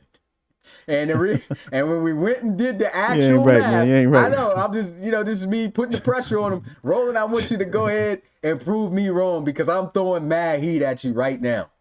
Roland, I want you to take this team to the playoffs if you could. There's still no heat on you to do that. I don't expect you to make the playoffs at all. But the only good season you had for the Barons in RFL play, true RFL play, your team went 7-8 4-5. After that, 3-9. No, 4-8. 4-8 the year before that, and then 3-9. And that is an RFL play. So that is your true record as a coach. So, and we know what was going on that had you on the hot seat to begin with, right? Now that you're not doing it, you're 2-0. Keep doing this, man. Keep doing this. Because if you don't do it, if you end up going and trying out some other stuff and you mess it up, you're going to find yourself on the hot seat again. But, man, just keep doing what you're doing now. That's all I'm going to say. Keep doing what you're doing now. I don't expect you to make the playoffs, but keep doing what you're doing now. Prove me wrong. Man, oh, man. But, no comment, man. Yeah, so our second to last game, call the cops when you see Q-Pac. Call the cops when you see Q-Pac. Who shot you? Because didn't finish because you about to feel the wrath of a menace. Q-Pac, you hit him up. I'm playing down for Lito, man. Because, hey, even though this game wasn't on the actual sliders, I will say this, man. Lito, you my boy. You know you my guy, man. But I do feel like Q-Pac would have cooked you even if it was on the rigs. I'm sorry. And the reason why he got you was literally because he's faster. I think that's the reason why he really, and Q-Pac, don't get me, don't, just because I'm saying you really won off of speed, that's not a bad thing, man. That's an attribute you have that he doesn't. That's why you won, right? So I think that's what especially when he tried to press. When he got pressed and he cooked him. Oh my goodness. Even if that was, it don't matter what slides that was on, that would have happened regardless. Route running, when he ran that little dig route, good timing. I think he would have did that too. So like I'm just gonna say, Q-Pac, you did your thing. You know what I mean? Yeah. The cops was called. I like the little caption you put out there, bro. Let me go ahead and read off this caption he put on the Instagram for y'all, man. Just so y'all can know where he took it. Okay. So he got all these pictures of when he, all included with him and Lito in there because these boys was hoping for this matchup. I messed up and didn't have the cornerback switch, which actually turned out to be one of the highlights of the week. Q-Pac said on a post, "No one in DC can check me. Tell your DC come test me. I swear I'm not strapped. Tell your DB come press me." Bars. Now, if I had the sound effect right now of what's his name? DJ, who the dude that be going off saying that? Man, with the beard. Oh, I messed up the whole vibe of the joke. Y'all know what I'm talking about. But bars. That's what he had in there. Bars, fire caption joint got 20 likes. Probably gonna have DeMarco. Yeah, DeMarco. Yeah, DeMarco. Use that, man. We don't rock with those boys. They fake. They fake. Yeah, that's all I'm gonna say. Hey, don't listen to them young boys. Do not listen to no Fresh and Fit, or they're gonna have you fresh in the jail somewhere. But with that being said, Barons, this offense looked how I expected it to look. This I was saying, and I'm still claiming, I think the Barons are gonna have top 5 best passing offense in the league. The weapons, the type of quarterback they got with Brinker, he looked terrible in week 1. I'm going to play the bell for you another week, Brinker, because that was trash. He's an AI, so he ain't got no feelings to understand or feel this. But, man, what a showing in this game today. 4 touchdown passes to Q-Pac, and they absolutely do win the Marshals. Now, what I would say about the Marshals, I can't say nothing. Because, again, this was not under the real settings. Do I feel like they could have lost the Barons? Yes. But in this fashion, I cannot comment on anything like that because, again, this gives me the vibes of what happened in week 1, and it was under those same settings. So that's all I can say. I'm not going to say anything down about the Marshals and what happened, even though it was a bad game. I think from here on out, it's going to look good. But what's your thoughts, man, on Q-Pac, man? The cops coming out there on the field after him. Yeah. You know what I mean? Yeah. What's your thoughts? What you call a marshal, man? It's a sheriff, right? I seen Sheriff Loso, man, out there, man. He's trying to cover him, ran out the back of the car, got up out of there. He has handcuffs on, man. He has his badge on, man. He's on his little horse, got off his horse and everything, walked on the field. Has a little side strap on, man, Has a little cowboy hat on there, man. I started making a sandwich, right? Boy, first play. I just seen the flashlight. I see the flashlight fly off Sheriff Loso, man. Next play, man. Next play. I seen the whole belt. I see the whole belt just slide off, man. You know what I'm saying? And Sheriff Loso out there, man. He don't have no strap, man. No flashlight. Still got his badge on, man. Boy, then I start seeing touchdowns falling, man. Next thing you know, I just seen the hat come off. I see them take the shades off, man. I see them take them Tims he had on too. He said he had them Tims on. Took those off, man. Finally, the badge came off. But by the time the badge came off, man, boy, that boy had 10 receptions, 175 yards, and 4 touchdowns, man. Man, all I seen was smoke, dust. Some yutters is crazy. Those marshals. Yeah. This reminded me, man, of when you see those little gifs, the little the video clips on Instagram and stuff, TikTok, where it's a dude and he faster than a cop, and he just take off, and the cop can't do nothing. And the cops start calling everybody. I need help. 4910. Black male, long hair. You know what I'm saying? Like that's exactly what that looked like, bro. I was just like, this is absolutely crazy. But I do got to give a bell. I got to give a bell, man. This is not to anybody in general. I don't remember who it was, man. So sorry if you get mad, but I got to give a bell to everybody who don't know the difference between a free safety and a strong safety, and don't know the positions on the field. Because I saw a lot of guys, man, commenting, man, try to throw Loso under the bus, man. Don't y'all know it's 2 safeties on the field? Don't y'all know there's cornerbacks on the field? Don't y'all know that sometimes, players play different positions and go over and cover this man and cover that man? So I saw like guys that last touchdown. I don't think that was on. Yeah, yeah. That last touchdown was. Like, do y'all not? And I saw that for a few games, man, where guys don't know the differences between free safeties and strong safeties and cornerbacks and what happens, man. So you got to learn the positions, guys, because you can't just be calling guys out because it was called on that side of the field. Like sometimes that guy on that side of the field has been flipped over to another side, and then formation subs and stuff, man. So you got to watch, man. You got to watch the numbers. You can't just be like, oh, Loso, man, he got blown out. Nah, man. The third string guy who came in, Loso wasn't on the field at the time. But it's all good, man. Great I don't think the first touchdown was against him. I know the second when he ran the dig, that was on him. The streak where he just cooked him, that was on him. And the what's it called? The fourth one, that was not on him. He was in the area, but he's playing like a cover 2 like situation where he dropped back, and that's just Franker reading the defense, knowing he can hit the pass in the honey hole between the safety and the corner if he places and times that pass perfectly, which he did, which was right over the shoulder in that safety look. So that was just a great throw and play by Ryan Breaker. But I will give Loso your props, bro. You know what I mean? Your butters ain't all the way beat up, because you was able to you did manage to get an interception. You knocked the pass out. So I mean, you did your thing. Now you can go back to rotating in that chair, man, where you just you know what I mean? You can do that, man. You know what I mean? You can rotate around in that chair the first couple plays, man. But yeah, Q-Pac won that. It was so funny, bro. It was so funny because like we was doing the math and like I had something like 4 to 5 or something like that, and then Losa was like, "No, it's only 2," whatever he said, right? I'm like, but wait a second. No, but it was like, it was the catches and the touchdowns combined, whatever it was, man. But Loso math is different, man. Loso got that New York City math, man. So that's always trying to point shade, man. So, but it reminded me of the dudes that y'all might know. Some of y'all might know. Those dudes that be in Times Square that got the little cups in the back. Oh yeah, you know what I'm saying? That's what Loso was trying to do. That's what Loso was trying to do. He's trying to do the math. You know what I'm saying? So it was crazy, man. That was funny, correct. Man. Yeah, big salute to those guys, though. But yeah, man, I had fun. That was a funny segment right there to recap of that game, man. But yeah, I'm not going to shoot down Mood and those guys, Marshals. Other than that matchup, big salute to the Marshals, man. And the Desperados Thunderbirds game, even though they played on the old settings, I mean, the Thunderbirds defense was still imposing. Do I feel that the Desperados defense would have been this imposing on the new sliders? No, I think that, in my opinion, I do feel like the Thunderbirds would have won.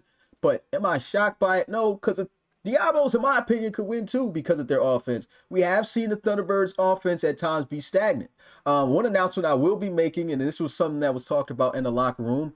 They brought it up, tried to see if it could happen, and you know what? It's going down. London Lions will not be the #1 receiver no more with the Thunderbirds. We are going to put Sharkley completely at that position to start, so we can see what he could do there. So Big salute to shout out Shark, to man. All right. the Shark, man. So he's going to Let be me get the hashtag main Shark guy. in the chat, man. Yeah, let's get hashtag Shark. Throw the Sharks up, man. That's dope. That's dope, bro. So he's going to be that guy. Man, I will still give you the bell, though. You know what you get the bell for, though, don't you, Shark? You know what you get the bell for. You know what you getting the bell for, man. You know what you getting that bell for. How you going to jump in the air? You could have had one of the most clutch wins in the final seconds, and you jumped in the air when you had the guy cooked by at least 2 to 3 yards and got tackled. Wasn't nobody catching you if you caught that in stride. He gonna catch the ball, jump up. Oh yeah, I got it, boys. Man, catch that joint over the shoulder and keep kicking it. And I know it's not actually you, but yeah, you still get the bell for that. But man, Thunderbirds could have won that game, literally, if he had just did this and kept it moving. Bro, just sold the bag, went up there and got it. You ain't had to do all that, man. You not had to do it. He said, yeah, let me show these guys the vert real quick. We ain't got to see that. We saw it in the combine, right? What you doing this in the game for? This is the last play of the game. You up here catching the ball with 12 seconds left on timeouts. You thought we was going to get to the line in time, man? You thought we was going to do that? No. But yeah, anyway, man. Still shout out to Shark, man. I think definitely some great things with him at the one. But yeah, he had to get that bell. I'll get it to him again. But that's all I got right there. But well, Marquise Washington, man, looking like the real deal. Everything you've been talking about him right now is coming into fruition. And this is pretty much, you went to an environment where this is just a Desperados thing. They've always seemed to win games with lesser talent and make it to the playoffs. He took 5 sacks that game, man. Yeah. So what's your thoughts on Marquise Washington and, anything else you want to talk about? Not the big numbers, but to be 75%, 5 sacks against the Thunderbirds and still pull off a win, it's pretty good, man. Tavion only had about 80-something yards, 85 plus yards, whatever it was. But they played they played this team tough, man. And this is the Thunderbirds, and this is at home, right? It's at home. So like I was telling, I've been telling guys, I do believe that this team is difficult to beat when you have these two guys on the field at the same time. We saw some nice plays out of Tavion Hall as well. Thunderbirds are looking kind of. I was like, who am I watching? You know what I'm saying? The Thunderbirds. I was looking at some of the runs and stuff, and I was like, whoa, what's going on, man? But I told y'all this is how it's gonna be, man. You get out there outside, and those guys are not making tackles. Boy, that's gonna get. I call him Mr. Happy Feet, Mr. Happy Shoes, man. This is crazy. This is a. Wait, was this on the sliders? No, it wasn't. Okay. Yeah. So I have to refrain for a second. Yeah. Because it wasn't on the sliders. Okay. That, yeah. I got to refrain. It wasn't on the sliders. So I'm not gonna say too much. But right now I'm 2-0 with the Rattles, man. I'll put all your reloads on them if I were you guys, man. who they play week 3? We're gonna get into that, but we'll dive into that. Yeah, I'm gonna tell you guys when to put all your reloads up, because I do believe that this team is raw, bro. Like seriously.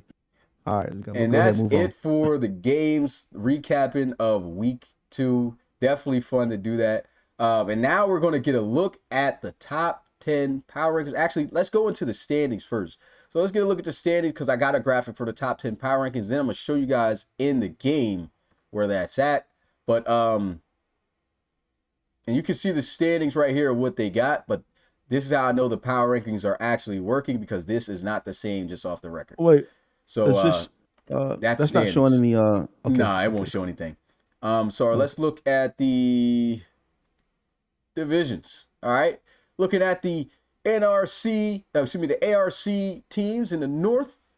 We got the Hogs leading 2-0, Huskies 1-1, Pioneers 0-2, and the Cougars at 0-2. When we get a look at the ARC South, Armadillos leading the South 2-0. Sentinels 1-1, Voyagers 1-1, and so are the Dreadnoughts in last place. Then we got the ARC East standings. Bulldogs, the champions, undefeated 2-0, but so are the Bulls. Maybe somebody said something about them being pretty decent, but again, a long season left to go. 1-1, the Black Knights and the Celtic Tigers at last place in the ARC East. In the ARC West, Aviators 2-0 with Cal Bain. You got the Miners in second place, 1-1, along with the Red Dragons following at 1-1, and the Bisons sitting last in the West at 0-2.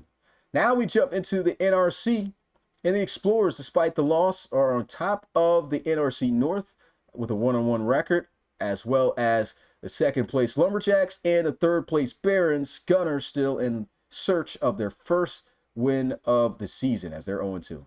Desperados, just like Cal Bain, Marquise Washington, looks like the trade has worked out on both sides, at least so far. 2-0, leading the NRC North. And then we have the Tigers, Diablos, and Thunderbirds, who are last in the South right there, looking at that. All 1-1. In the East, 1-1, the top three teams. We got the Monarchs, the Steamers, and the Shamrocks with the Marshalls looking for their first win, 0-2. And when the division that I think is just the most competitive division in the RFL and has been for some years now, the NRC West, every team has won and lost against each other almost at this point. They won a division game and lost a division game. And that's just crazy. You can see it right here where it says division. They literally all played each other, won one, lost one. And that's the Elks in first place right now, Condors second, Snowhawks third, Crusaders fourth. So those are your standings currently. Anything really you want to say about that, or you're good? No, man, it's just 2 games. You know, I got to keep remembering it's just 2 games. But big salute to all the winners. Yeah. Big salute to all the winners, man. And shout out to the teams. I'll give a shout out again to the Aviators shocking us right now at 2-0, Desperados 2-0. And who else needs some love? Dillos 2-0.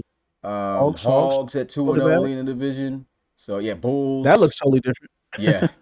Bulls too, man. And they're in a tough division too themselves. So yeah, shout out to all those teams right now. And so now after that, I think I'm gonna be bringing this up a little bit later.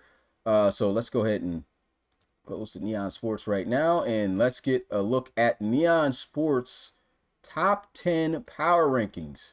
But before we get into that, I want to bring this up, and let me go ahead and close this real fast. If you're looking to have access to everything that we have been showing you currently, scan this right now. You can pause this and make sure to scan it. Put it on your TV, scan it that way, however way you can scan it. Get access to the Neon Sports of the RFL. And if you want to just type it in on YouTube, on Google or whatever browser you're using, type in neonsports.com/leagues/RFL16. Now, again, the 16 might change because I should put like season 9 or something on that. I'm going to look to do that. So that look forward to that happening in the future. All right. So go turn this back on and we will get a look at the top 10 power rankings. Get the background image up. And here we go. These are Neon Sports top 10 power rankings. So these are out of my hands. It's now the game. Neon Sports has the Bulldogs still at number 1, Desperados at number 2, Aviators at number 3, Hogs at number 4, Armadillos 5, Bulls 6, Miners 7, Condors 8, Elks 9, and Voyagers 10. This is what they got. And I will say this, the top 10 power rankings are going to be very similar and reminiscent to the top 25 rankings that we have in college football. So expect this thing to look crazy and then start to shift into realism once we get closer to the playoffs. So this is currently what we got, though. I took off the plus and the jumps because there were some teams that just wasn't on my list at all. But these are the top 10 power rankings right now. It's crazy. But this does include record first, though, as a heavyweight. And to show you guys that this is, in fact, Neon Sports, I will bring up Neon Sports and go to the rankings right here so you guys can see for yourself the exact list that I just said, 1 through 10. Bulldogs, Desperados, Aviators, Hogs, Armadillos, Bulls, Miners, Condors, Elks, and Voyagers. And you can see where they jumped from based off of the wins and losses and everything that happened last week. Here's the outside teams looking in. And you can see right there, even the Steamers jumped all the way up there after their loss, regardless. So they are calculating more than just the record, but record is the main determining factor, and other factors on who they think is good. I think that's what they're determining in terms of putting them in their places. So they got a little process behind it, but record matters first. Thoughts on the top 25 rankings here, Rob? Now the top, look, I'm even saying top 25 already, but top 10 power rankings by Neon Sports. I think that's a little bit of a joke, man, a prank going on here, man. I don't know, I don't know about this, guys. Oh, but Neon Sports is not biased. It don't know the teams, so because it doesn't know the teams, it's just going off of whatever kind of algorithm, whatever coding in the background makes it think that somehow the Condors Elks should be in this equation. You know what I'm saying? As well. I'll just think it's weird, man. It's just very weird. So I don't. I mean, I like the Bulldogs up there. I like the Rattles up there. This Aviators thing, though, man. I don't know, man. You know what I'm saying? I don't know about that. I guess I suppose you have to put the Hogs up there because they're 2-0. The Armadillo's 2-0. I suppose you got to put them up there as well. Miners. You know what I'm saying? I guess, but it's like I understand. I don't know about this, man. This is something weird, man. This is just not something going on. That's why I don't like to talk about it in the first 2 weeks, man. You know what I'm saying? But something's very, very weird about this list here.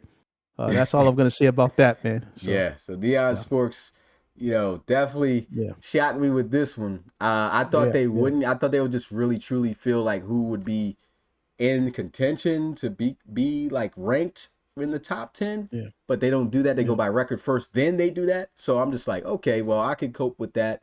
And as long now I can interact with this list because it was my list before, which made more sense because I had that insight, but they don't. And they're just going off of what's going on right now, computing whatever data and being like, okay, based off of who's got the best record, these are the teams in what order should be sitting where they are. And we've got this. So yeah, at least the Bulldogs are still number one. That makes sense. But teams, of course, that we've talked about that shocked us, the Desperados, the Aviators, the Hogs, the Dillos, all sitting there in that top 5. Another thing, too, is look at this list being dominated by ARC teams, man. How many ARC teams is that? 1, 2, 3. 1, 2, 3, 4, 5, 6. We got 6. Okay, just one more than the NRC. But, hey, 2-0 wise, I mean, usually it's always Explorers and Thunderbirds up there. Yeah, always. This is a good shout out to give, too.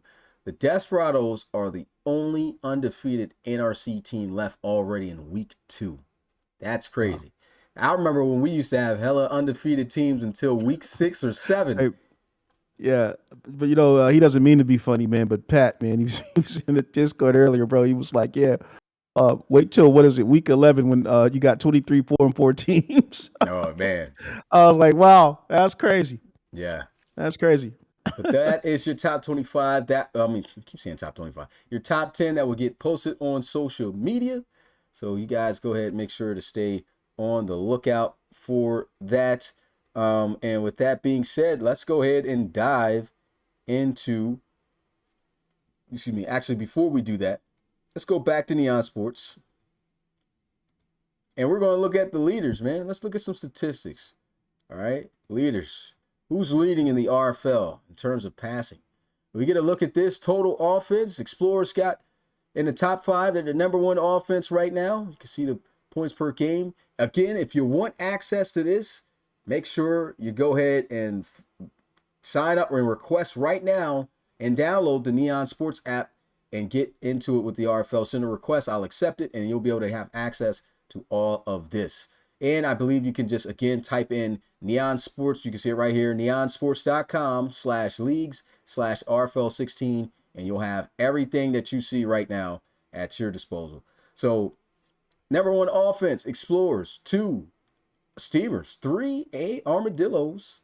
Looking good. Barons at 4, and the Bulls at number 5. When it comes to top offense, top defenses, Aviators up here at top defense. I'm sure this will change. This is crazy. But Aviators at number 1, Monarchs number 2, Red Dragons 3, Shamrocks at 4, and the Diablos at 5.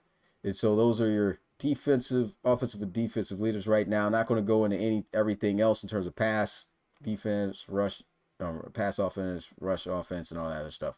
But let's look at the top 5 passing leaders. In terms of yards, you got Chum Lee leading the RFL with 837 passing yards. Devin Wade, 719. Both guys, 5 touchdowns. Chum Lee's got 2, but Devin Wade, no interceptions so far in the season in his first 2 games. So it's looking good there. DWJ, his touchdown interception ratio early on is not too good. I mean, 4 compared to 3 interceptions, but he's 3rd with 684 yards. Hopefully he doesn't end up having a Jameis Winston type year. But hey, teams 1-on-1. Let's see how they can carry on from there. Kai Cash looked very great in the Explorers game. 6 touchdown passes on the season to just 1 interception, 679 passing yards. And Ryan Breaker, after his amazing performance this past week against the Marshals, 670 yards, 6 touchdowns to 2 interceptions. On offense, we're staying still. Excuse me.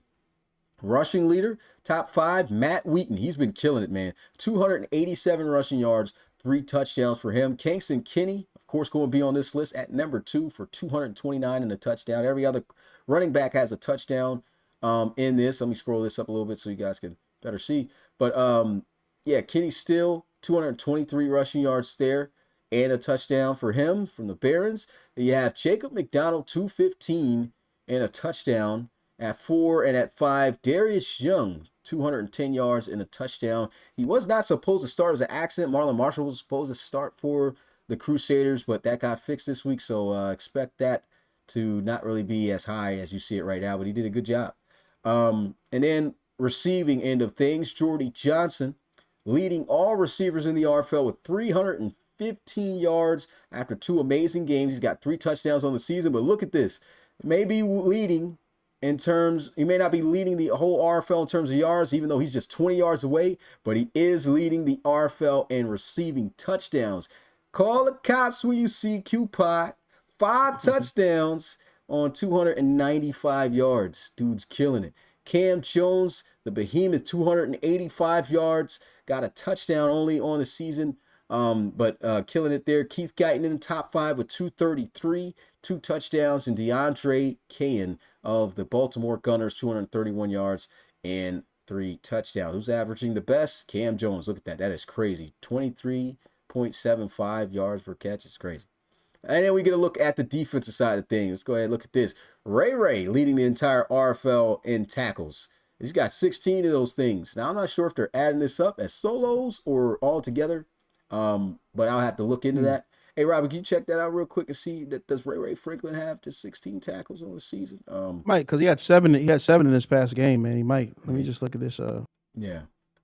But Reese Goodall and second, 3-way tie really for second, as he's got 14, along with Ricky Tootley from the Dreadnoughts and Juan Crosby from the Desperados. And then 13, you got Roland Carter from the Black Knights. He also got a sack and an interception for Ricky Tootley on the season. So, and half a sack also for Juan Crosby of the Desperados. So those are those statistics, but we can also switch this around and get a look at interceptions. Who leads the RFL in interceptions? 3 interceptions already for Damari Sparks of the Barons, doing his thing with 4 tackles. Then we got the linebacker from Atlanta. He got 16?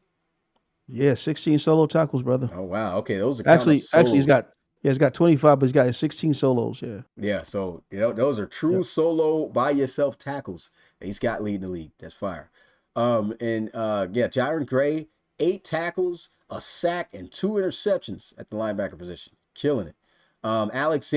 Jason Alexander, he is fully taking the spot away from Mike Crowder. We tried to give him an opportunity there with the Huskies, but he was just too slow, getting cooked, and so we put the faster guy out there. And you can see the first game that we did that in week 2 against the Pioneers, although it's the Pioneers, but the first game that we do that, he has 2 interceptions in that game, which you can see right here as he's at top 3. Then we had Sean Duncan, our very own user-submitted player, with a tackle. And, of course, that interception he was able to get this past week against the Bisons. And David Leathers, another linebacker up there. He's got an interception. I'm pretty sure it's other guys with just 1 pick. So they just came up with a random 5 here. So, boom. Who's leading the league in sacks? Brent Harrison, Cincinnati Hogs. He has 5.5 sacks already. Jeez. 5.5 sacks, 6 tackles. You got Cole Bacon from the Crusaders, 4 tackles, 4.5 sacks. At 3, Killian Bain had 3 this past week, 4 tackles, 4 sacks. Ivory Odom, defensive tackle from the Sentinels, 4 and 4 as well, just like Bain. And Timothy Stanton from the Gunners, 4 tackles, 3.5 sacks. So those guys getting at it early. Field goals, I'm sorry. I don't know if we're going to go through that. Yeah, we'll just leave that alone. But who's made the most longest 50-yarders? Michael Floda. How about it? Michael Floda. Nailing them joints. Nice. And he has the longest kick. Yeah, the longest kick of 57 yards he nailed. I believe we saw that one in that Black Knights game. I think that came from that Black Knights game. If not, definitely the Miners. And here we're looking at punting. Nothing really too much to look at here, guys. So, yeah, this is all interesting. Again, you want access to all of this? Go ahead, follow the RFL on Neon Sports. I'm kind of having a freeze going on right now. Okay, yeah, follow the RFL on Neon Sports. I'll put the graphic up one more time for you guys. Let me put this out. And as long as you do that, you'll be able to keep up with everything RFL, guys. So make sure you get on that. There's so much on that app. All right. And again, just to bring this back up, here's the games for this week. I'll have a schedule graphic for you guys. So going into the games, here we go. Schedule. And we're in week 3. The spreads are there, guys. The spreads are there. I will still post this in the Discord so guys can bet. But spreads are on the games even for you guys to look at and who we think is going to win. And you'll at least know what the game of the week is just from this. You can see game of the week, Steamers and Thunderbirds. I'll be calling that game on Friday to close us out. But let's go through this here in the order in which they will actually be, played. So what I'll do is bring up the schedule. And I'll put Neon Sports away, but I'll tell you what the spreads are. So let's go through all the games. Monday night, we got the Tigers and the Huskies. Rob Roby will be in the booth at 7 p.m. Eastern calling that. I have not got word from Dunn yet, but I'm trying to get him to where he can fully possibly call a game. So with that, if we could get, different commentators on each game, that would be great. But if not, Rob Roby will be calling this next game at 7 p.m. Eastern on Tuesday with the Armadillos and the Dreadnoughts. So Coach Frankie hosting Coach Roland. That should be a great game, 7 p.m. Eastern. At 9 p.m. Eastern, Bill is most likely back in the booth. Again, it's no guarantees that Bill will be here every Tuesday, but he did a great job last Tuesday, man. I think he loved it, man. And so anytime he could possibly get a chance to commentate, I think he'll come through and get that done. But Black Knights and Lumberjacks, that's going to be great seeing Gino Gannon versus Jordan Granger. The Explorers and the Desperados kick off the premier games at 4 o'clock, as well as the Shamrocks and the Crusaders on Wednesday. Then we have at 6 p.m. Eastern, the Bison's Celtic Tigers and the Bulls and Barons. And to close out the last 2 games that will premiere on Wednesday, we have the Sentinels and Voyagers. So that's 2 head coach games going at it. That's Coach Baker and Coach Tour. And then we have the Bulldogs taking on the Gunners. And then our next set of premier games at 4 p.m. Eastern on Thursday, Pioneers versus Diablos. And Elks versus the Snowhawks. 6 p.m. Eastern Thursday, Aviators and Red Dragons. Hogs and Cougars for rematch number 2. And at 8 p.m. Eastern, Miners, Condors, cross conference right there. And we got a divisional matchup here. The Monarchs and the Marshals going at it as the Marshals look for their first win of the season. And the game of the week, as I mentioned, Steamers and Thunderbirds. So let's go ahead and start off with this first game here, Rob. We have the Tigers and the Huskies. 2 teams looking really solid so far. Both are 1-1. Can't count the Tigers out, of course, after what we saw this past week, beat the Diablos. But again, was not on the actual sliders. So does that sway your opinion? Do you think the Tigers get the win here or do the Huskies? In terms of the spread, it is in favor of the Huskies to win by 4 more points. I'm going to go against the spread and say I'm going for the upset here for the underdog. I'm going to go with Kai Cash, 3-0. Wait, they won the first 2? Tigers won the first two. No, they lost against the Explorers in the Lost first them. game, and then Okay. they just won against the Diablos. Yeah, I'm going this year. I'm going underdog, man. So I'm Underdog. about to boost up the Tigers, man. All right. So Hate it or love it. and I won't give it anything on. I think I've talked everything for each game, and I made the spreads. So with that being said, you guys already know who I think's going to win because of the spreads. All right, Armadillos and Dreadnoughts, and I have for that game it is in favor of the Dreadnoughts to win by 3 or more points. Underdog. Armadillos. Okay. Armadillos, man. Black Knights and Lumberjacks. It's in favor of the Black Knights to win by a field goal. Lumberjacks. Oh, Granger about to drop them off, man. About to send them back. Send them back to London, man. Oh, man, he going underdogs regardless at this point. Kobe about to go off, man. Kidding me? Schilling about to get crazy. Gino about to get sacked in this game, man. Right. All right, Explorers versus is that the next? Yeah, Explorers versus Desperados. Got the Explorers, of course, winning by 6 or more points. Now you gonna go with the Desperados here? Hey, Bill, belt switch. Oh man, you go with Desperados, man. That boy, Marquise and Tavion on the field. It's a show, man. I'm telling you, it's tough to beat. You thought you had some scratch in your head last week. It's gonna be some weird stuff going on, man. That's all I'm gonna say, Bill. Love you. All right, next game: Shamrocks versus Crusaders. I've got the Crusaders bouncing back. I think that game last week wasn't representative of really what they do, and I got them winning by 6 or more points. Yeah, I'll go ahead and lock in the Crew there. That's your guys. That's tough loss. Ain't gonna go against them though. Like I like Benny. Not going against the Crew, man. Yeah, I'm not going against the Crew, man. You already know. Yeah. Bisons versus Celtic Tigers. Got the Celtic Tigers getting their first win by 5 or more points. Man, wait, were the Celtic Tigers on the sliders last week? The new sliders? Yeah, they were. And Bisons were on the sliders or not? Bisons, who they play again? It was 40-0 Aviators. Oh yeah, they were too. That was new sliders? Yeah. Yeah, I can't bet against Jones. I like the underdog here, but I can't bet against Jones, man. All right, CT there. Bulls versus Bisons, and the spreads are in favor of the Bulls to win by, I said Bulls versus Bisons. Bulls versus Barons, but it's in favor of the Bulls to win by 4 or more points. Q-Pac, man. After 4 touchdowns, Q-Pac, man. Call the cops again? Q-Pac. How many touchdowns, man? How many touchdowns? What are we going to say? 3 touchdowns? Q-Pac? Good. And a win? Yeah. At home? After that performance? Ratings through the roof right now. Man, that'll be a big win for them if they can get that done. All right, coach battle. Coach Armstrong versus Coach Baker.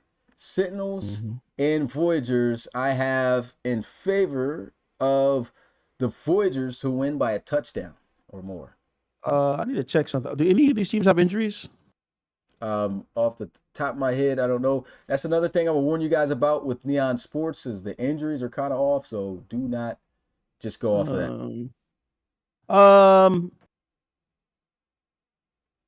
I don't know about this one, man. This is a tough one. You know, Nick's working hard over there with the Sentinels immature behind the scenes. You know, they're onto some things. And then the Voyagers. Well, week 1 they got beat up pretty bad, right? The Sentinels. I want to say they lose that game. Yeah, 45 to close game. 27. Close game with me. Voyagers only put up 10? No, 10 last week. Yep, wasn't on the sliders though. And not on the sliders, but 10 against the Dreadnoughts the week before. How many points did the Sentinels put up on the Dreadnoughts? 27, I believe it was. It was 27. Yeah, 27 to 45. 27. Baker has to figure it out, man, because something's wrong. So maybe the sliders help him this week. We'll see. I'm gonna put my money on the Sentinels staying strong, man. That's what I'm gonna do. All right.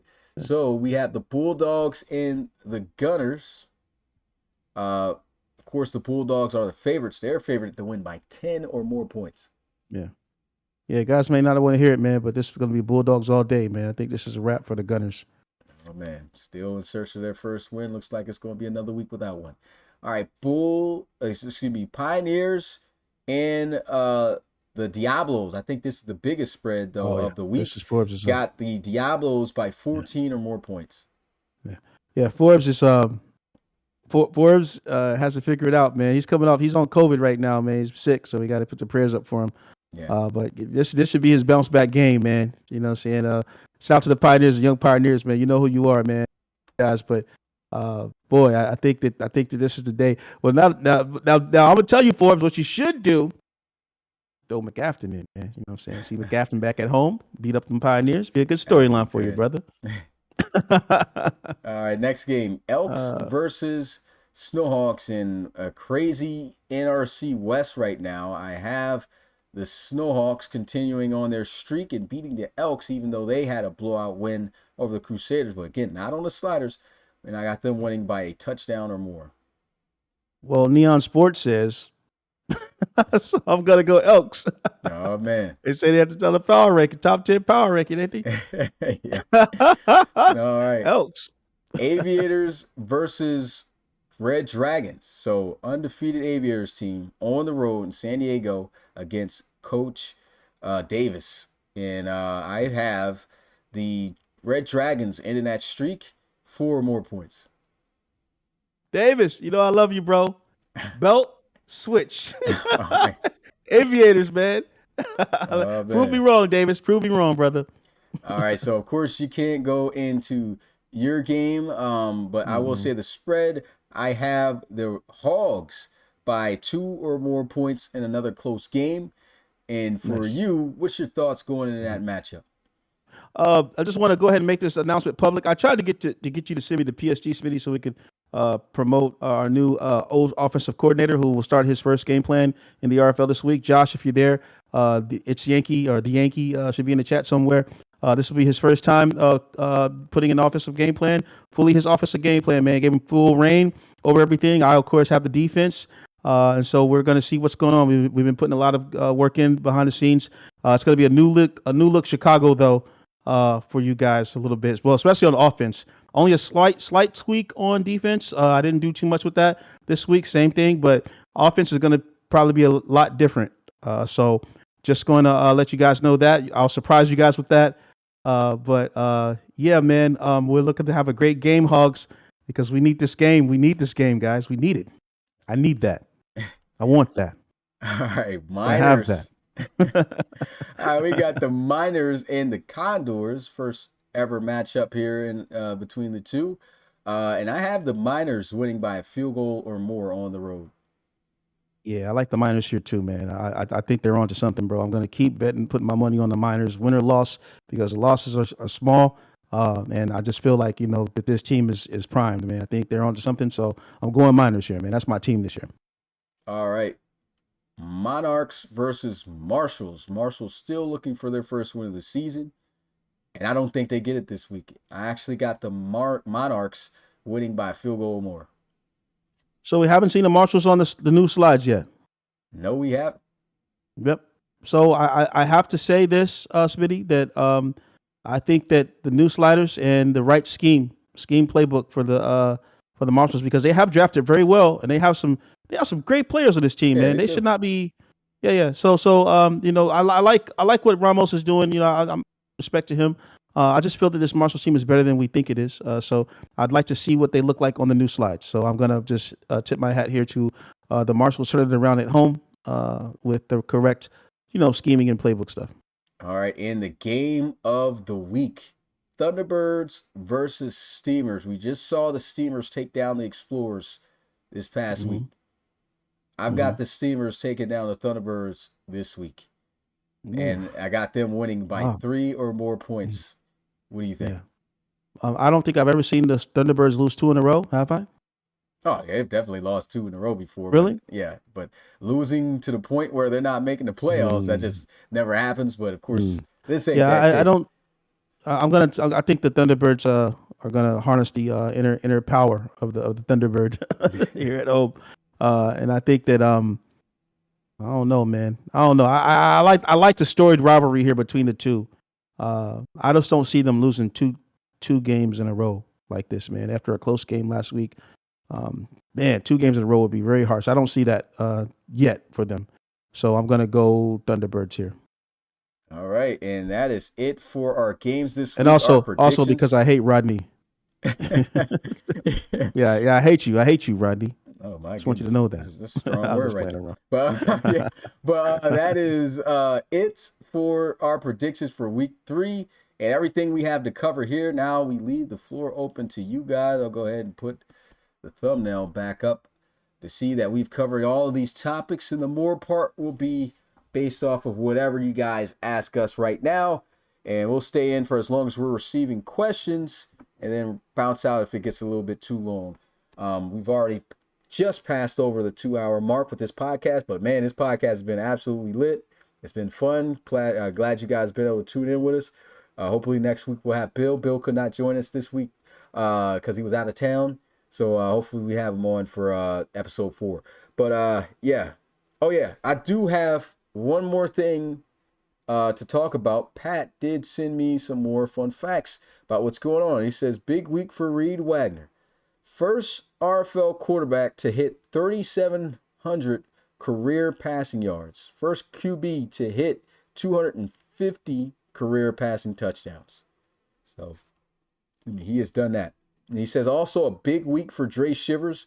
Dre Shivers hit 10,161 career rushing yards, passing Carlos Berry to hit second in career rushing yards. And of course, I believe that is right behind, of course, the all-time leading running back in Trey Worsley. So those are some key facts of what's happened after this past week. Any questions you see in the chat so far, Rob? No, man, just comment. Someone said, Dragon Rage says Rookie of the Week. Oh, yeah, we forgot to go through. Let's look at it. Do they got Players of the Week? Let's see. Statistics. Players. Yeah, awards. Weekly awards. All right, let's see if I could bring this up real fast. So these are the award winners. That's preseason stuff, so don't worry about that. So offensive player for week 1, starting in ARC. It was Eric Fisher. You said who? Well, yeah, I'm going offensive player of the week to Eric Fisher. Oh, okay. Yeah, I'm going through week 1 and week 2. So week 1, David Leathers, defensive ARC defensive player of the week. And that was to the Armadillos. The Armadillos had 2 as their offensive player of the week in the ARC was Jordy Johnson, which he had 13 catches for 246 yards and 3 touchdowns. And to reiterate the stats for David Leathers in his game, he had a pass deflection, a sack, an interception, and 9 tackles. So absolutely incredible performance. And just like the Armadillos winning both offensive and defensive player of the week, the Explorers won those awards with their 2 players on each side. In the NRC, C.J. Robinson, offensive player of the week in the NRC with 8 catches for 210 yards, 2 touchdowns. And then Darius Young had 4 tackles, an interception, and a touchdown. And then this past week, week 2, your defensive ARC player of the week goes to Hogs, free safety, I believe, and Chris Dixon, 5 tackles, an interception, a deflection, a fumble recovery, and a touchdown. So great performance by him. And the offensive player of the week in the NRC goes to running back Corey Leonidas. Let me scroll this up. Probably is not even really showing it. But Corey Leonidas, 31 carries, 128 yards, 3 touchdowns, 3 catches, and 9 yards against the Pioneers to get that award.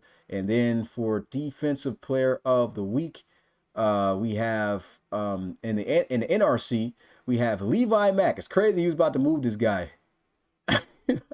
It's crazy that he was really about to move this guy. Look at him. Defensive Player of the Week with 2 tackles, a sack and a half, and 2 forced fumbles. What an impact player. And Eric Fisher for the Explorers, as Rob talked about, Offensive NRC Player of the Week, going 28 of 38 for 308 yards and 4 touchdown passes, no interceptions against the Crusaders. So those are your Players of the Week all the way up to this week. Again, you get access to all of this information on Neon Sports. And so, floor is you guys. What any questions, man? No questions? Everybody's good? Nope. All right, cool, man. Hey, I appreciate you guys tuning in. This has been a great podcast. Already past that 2-hour mark, man, but it was a great one. And we will see you guys on Monday for... Oh, wait. There's one question from Pecan. When was the last time the T-Birds ever had a losing record? They never have. If you're talking about all-time RFL, their worst season was the only season they did not make the playoffs. And they went 6-6 in RFL play that year in college, in RFL 6, season 6. So, yeah, that was their worst season. But no other questions, man. So. All right, that's it, guys. Appreciate you guys coming in. We'll see you guys on Monday. Rob will be in the booth. Peace. Deserved.